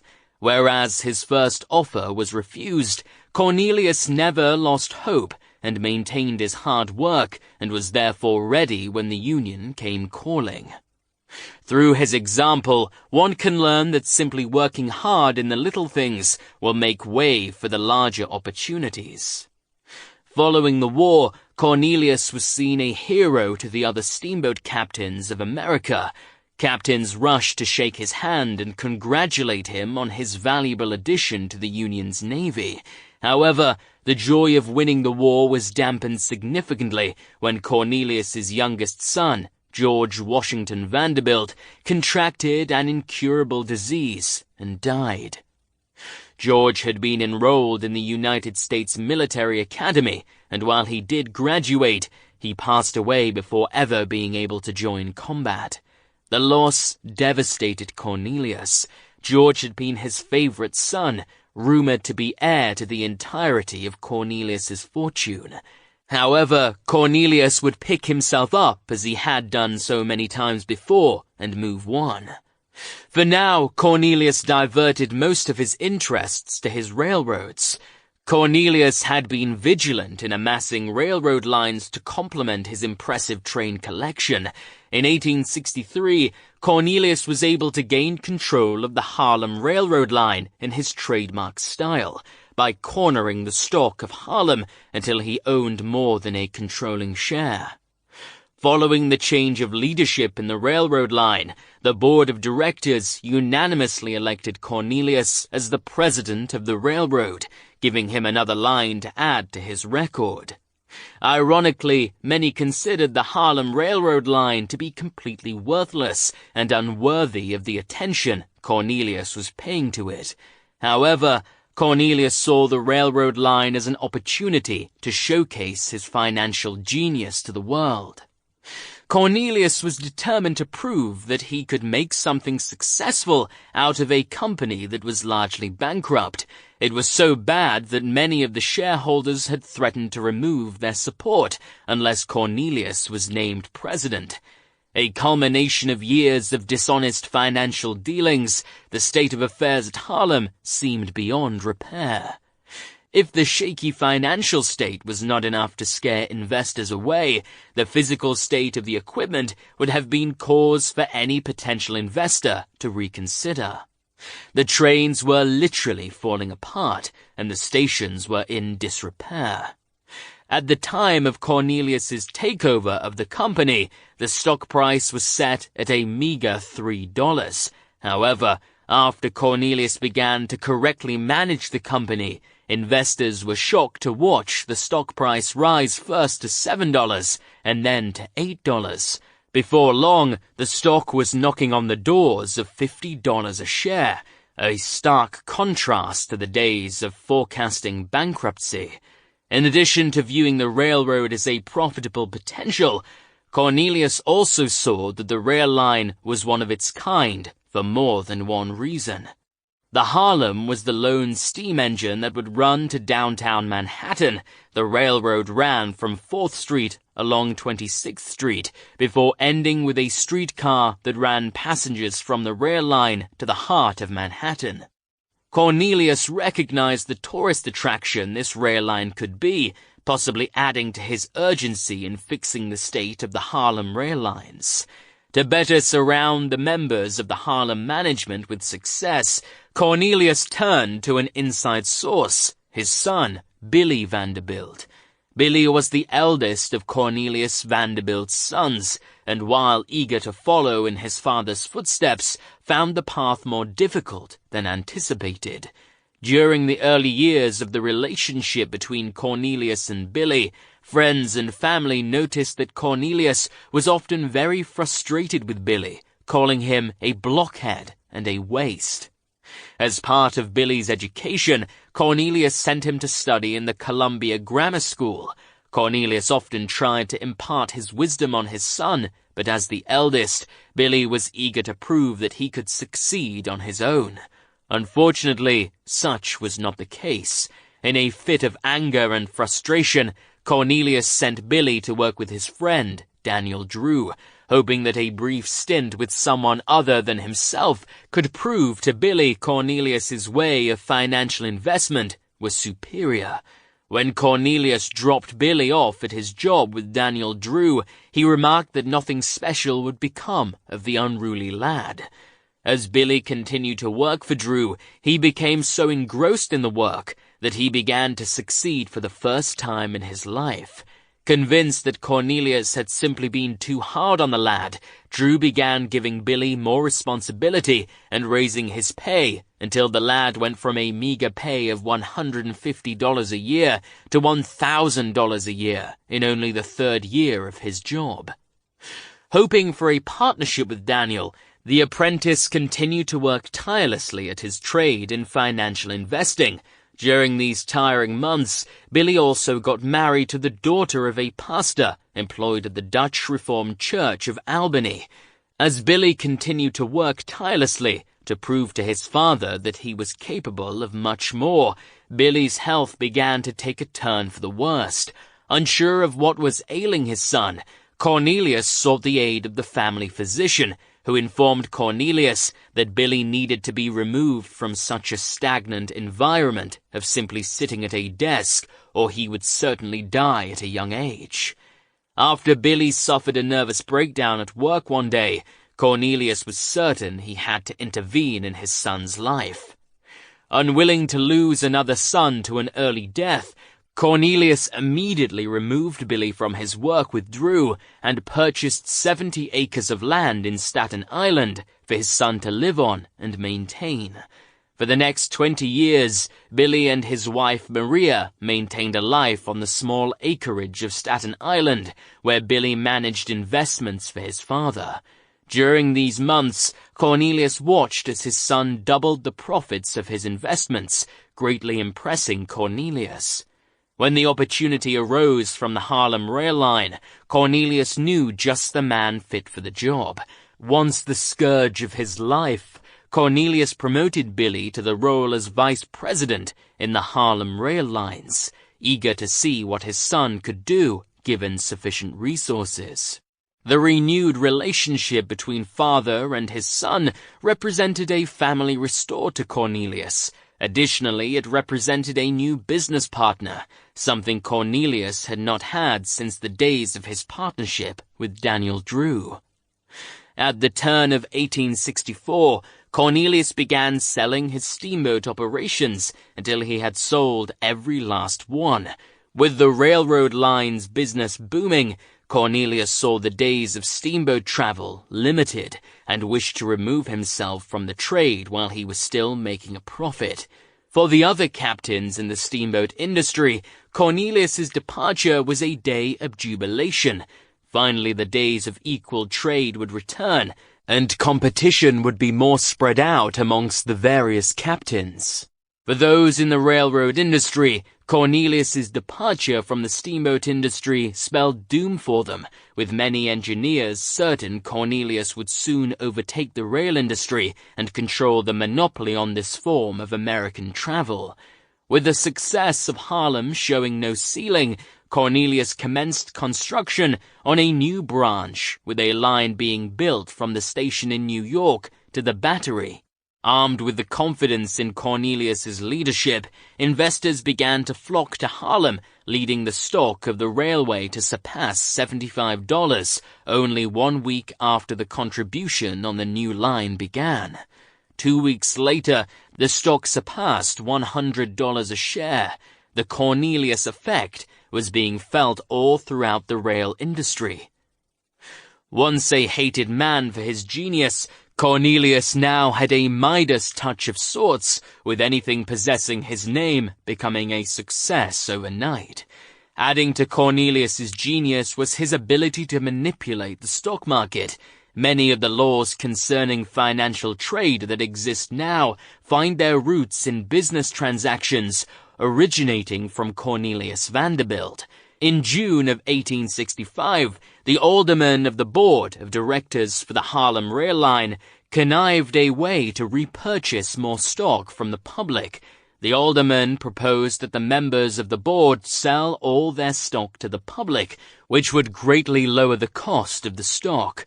With the price of the stock greatly deflated, the board of directors could repurchase the stock at the lower price, a move that would result in the price greatly inflating after repurchase. The plan was intended to remain confidential, but as friends confided in friends, the plans were soon known by hundreds of men who began selling Harlem stock. Even the president of Harlem Railroad Lines found out about the plan and complied with the instructions. The plan worked, but soon Harlem was on the brink of disaster when it was discovered that the company had sold more shares of stock than existed. When the Supreme Court found out about such a financial travesty, they issued an injunction that commanded Harlem to cease laying the rails of its new line until the correct amount of stock shares was reached. With Harlem in hot water for their fiasco, many surmised that the stock price of Harlem would fall below $50. However, Cornelius remained confident in his son and let his son correct the issues. Now would be the time that Cornelius found if he had picked the correct man to help run his most profitable rail line. Billy Vanderbilt relied on the knowledge passed to him from Daniel Drew and, above all, remained calm despite the media storm brewing from his oversight. The stock of Harlem did fall, but not to the catastrophic $50 a share as predicted. After the stock fell to $70, Billy was able to purchase the shares of stock that did not exist and watched as the stock price returned to where it had been prior to the corruption. Following the correction, Billy was encouraged as the investors returned to Harlem and the stock price rose to $170 in a matter of weeks. Of course, the aldermen were dismayed that their plan had not returned as much money as they originally thought, but Billy refused to allow more corruption within the line, sensing that the board of directors would attempt the same scheme again if the shares of stock were not more profitable. Cornelius began purchasing the stock of the board of directors until he had purchased almost $1 million in stock of his own company. By doing this, Cornelius added to the faith of his investors while proving to his aldermen that corruption within his companies would not be tolerated. As the other connecting lines watched, Cornelius corrected the wrongs of his rail line and began drawing passengers away from the competing lines. Other rail lines were careful about entering conflict with Cornelius, as he seemed to deal with his conflict the same way. By winning any court case and gaining control of the rail line brave enough to challenge him, in 1864, Cornelius began purchasing the connecting lines around him, starting with the Hudson River Railroad. Following a brief court battle, Cornelius bought a controlling interest in the railroad and was soon named president of the Hudson River Railroad. For Cornelius, the success he had once enjoyed on the waters had seemingly transferred flawlessly to the railways. The days of Cornelius owning the monopoly of the rails were only months away. In 1867, Cornelius purchased a controlling interest in the New York Central Railroad, which granted Cornelius a monopoly on the railroads of New York and much of the East Coast. 2 years later, Cornelius would purchase the Lakeshore and Michigan Southern Railway. The acquisition of the Lakeshore and Michigan Southern Railway ensured that Cornelius could connect his railroads and form more seamless traffic for his passengers from rail line to rail line. In 1870, Cornelius recognized the need to begin consolidating his railroads, so he began with his current leader of railroad profit, the Hudson River Railroad and the New York Central Railroad, forming the New York Central and Hudson River Railroad. Upon completion of the consolidation, the railroad became the first corporation of its magnitude in American history. To this point, Cornelius had been primarily concerned with the safety and speed of his trains. However, as American passengers began to pay more attention to detail, Cornelius recognized that he would need to begin allocating more funds to the train station and commodities on the trains themselves. To begin this project, Cornelius led his son in a renovation of the Harlem train station, demolishing the current station for a more gaudy and larger station named the Grand Central Depot, located on 42nd Street in Lower Manhattan. Upon completion in 1871, Cornelius had created a terminal that could house the majority of his train lines that served New York. While the terminal would be replaced after Cornelius's death, many considered the train depot to be both the best-looking and best-serving train depot in America at the time. In the early days of Cornelius Vanderbilt's life, many recall the rivalry-turned-partnership that Cornelius held with Daniel Drew. Though the two had reconciled their differences to the extent that Cornelius trusted Drew with his wayward son, the relationship between the two fell upon hard grounds again in 1868. Drew had recently been named the treasurer of the Erie Railway, and some of his transactions were perceived as dishonest by Cornelius. To enact his revenge against his former partner, Cornelius began a mission to corner the stock on the Erie Railway. The ensuing battle between Drew and Cornelius became known as the Erie War, a legendary battle held in high regards by those in the railway industry. Recognizing his futility against the genius and financial backing of Cornelius, Drew recruited Jay Gould, a genius in the development of railroads, and James Fisk Jr., a millionaire who offered Drew the financial stability he would need to ward off the potential takeover from Cornelius. To vanquish the corner on their stock, the trio of men began offering watered stock to Cornelius. Watered stock is stock that has been artificially inflated, thus lowering the amount of stock a company can offer. The plan faced fierce legal troubles, but Gould was able to use financial leverage via a bribe to the state legislature that legalized the artificial stock. Immediately, Cornelius began losing money from the artificial stock and recognized that he had been deceived. Cornelius was able to mend the injustice and recover the money he had lost through a lawsuit, but the culmination of the attempted takeover was a bitter rivalry between Gould and Cornelius. Following the trial, Cornelius and Gould's bitter relationship was leaked to the public, and Gould became a thorn in the side of Cornelius. Often, when the two were public, Cornelius would publicly belittle Gould, much against his usual quiet nature.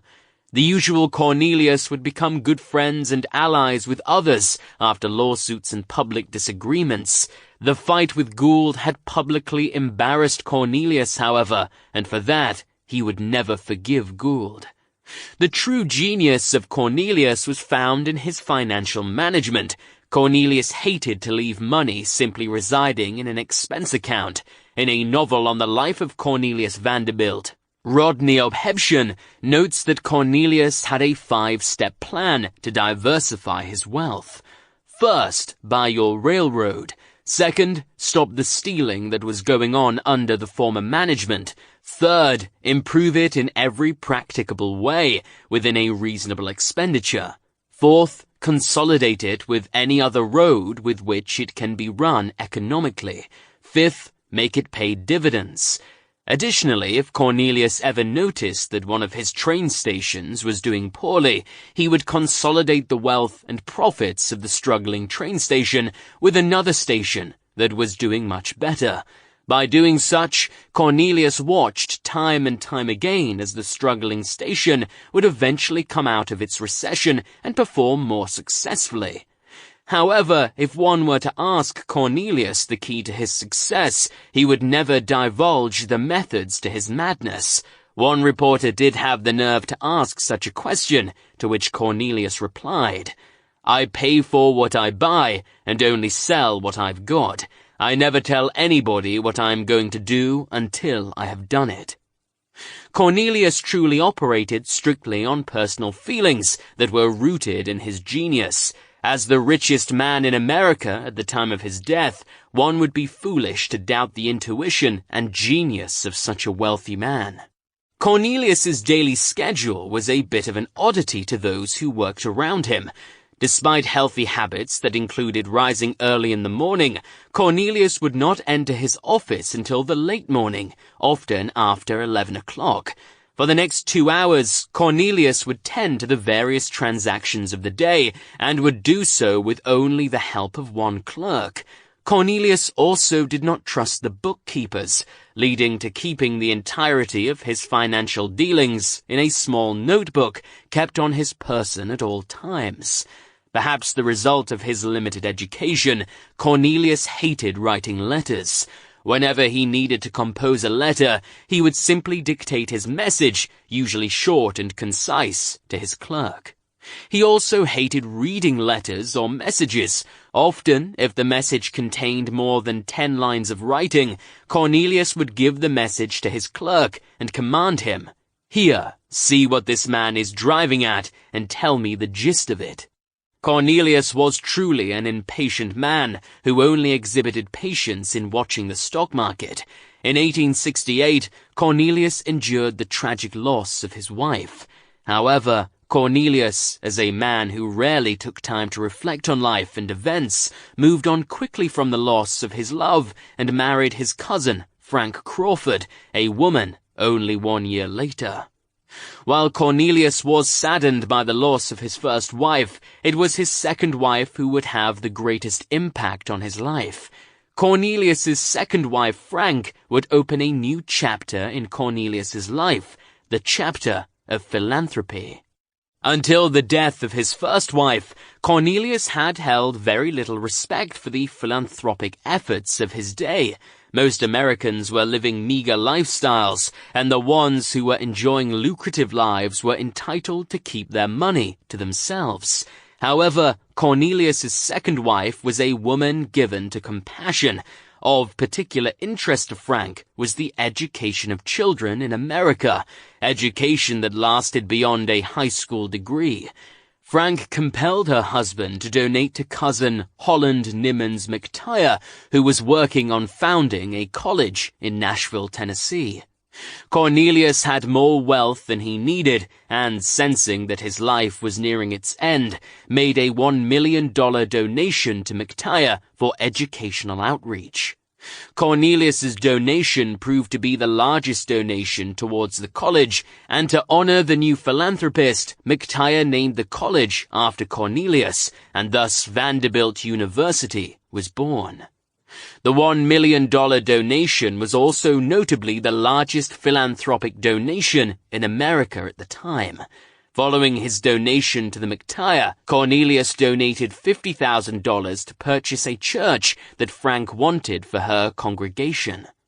Though the amounts were never disclosed, Cornelius donated to most of the churches in the surrounding New York area. For his own church, the Moravian Church he had helped found so many years earlier, Cornelius donated 8.5 acres so that the church could have the traditional cemetery so many churches had at the time. A man of money, Cornelius soon found the honor in sharing his wealth with others, and by doing so left the greatest part of his legacy simply through giving. On January the 4th, 1877, Cornelius passed away after being limited to his room due to chronic illnesses for the past 8 months. Upon his death, doctors agreed that exhaustion was the cause of death, the cruel result of a man who had not known the leisurely life like so many with his wealth. Cornelius had lived a full life, however. At 82 years old, Cornelius had given this world everything he had, and continued to touch lives after his death through his philanthropic efforts. Valued at over $100 million when he died, Cornelius gave up his title as the richest living man in history, a title immediately bestowed upon his son, William Cornelius Vanderbilt, the vice president of his famous Harlem Railroad line. Upon his death, Cornelius's will was read, bestowing 93% of his wealth to his son William alone. The rest was divided among his other sons and second wife, Frank. Sadly, one son received substantially less than his family members. Cornelius Jeremiah Vanderbilt was the scourge of the family, taking Billy's place after Billy became so financially savvy. As a lasting testament to his disdain for his son, Cornelius left the son only the meager earnings from a $200,000 trust fund that never fully developed.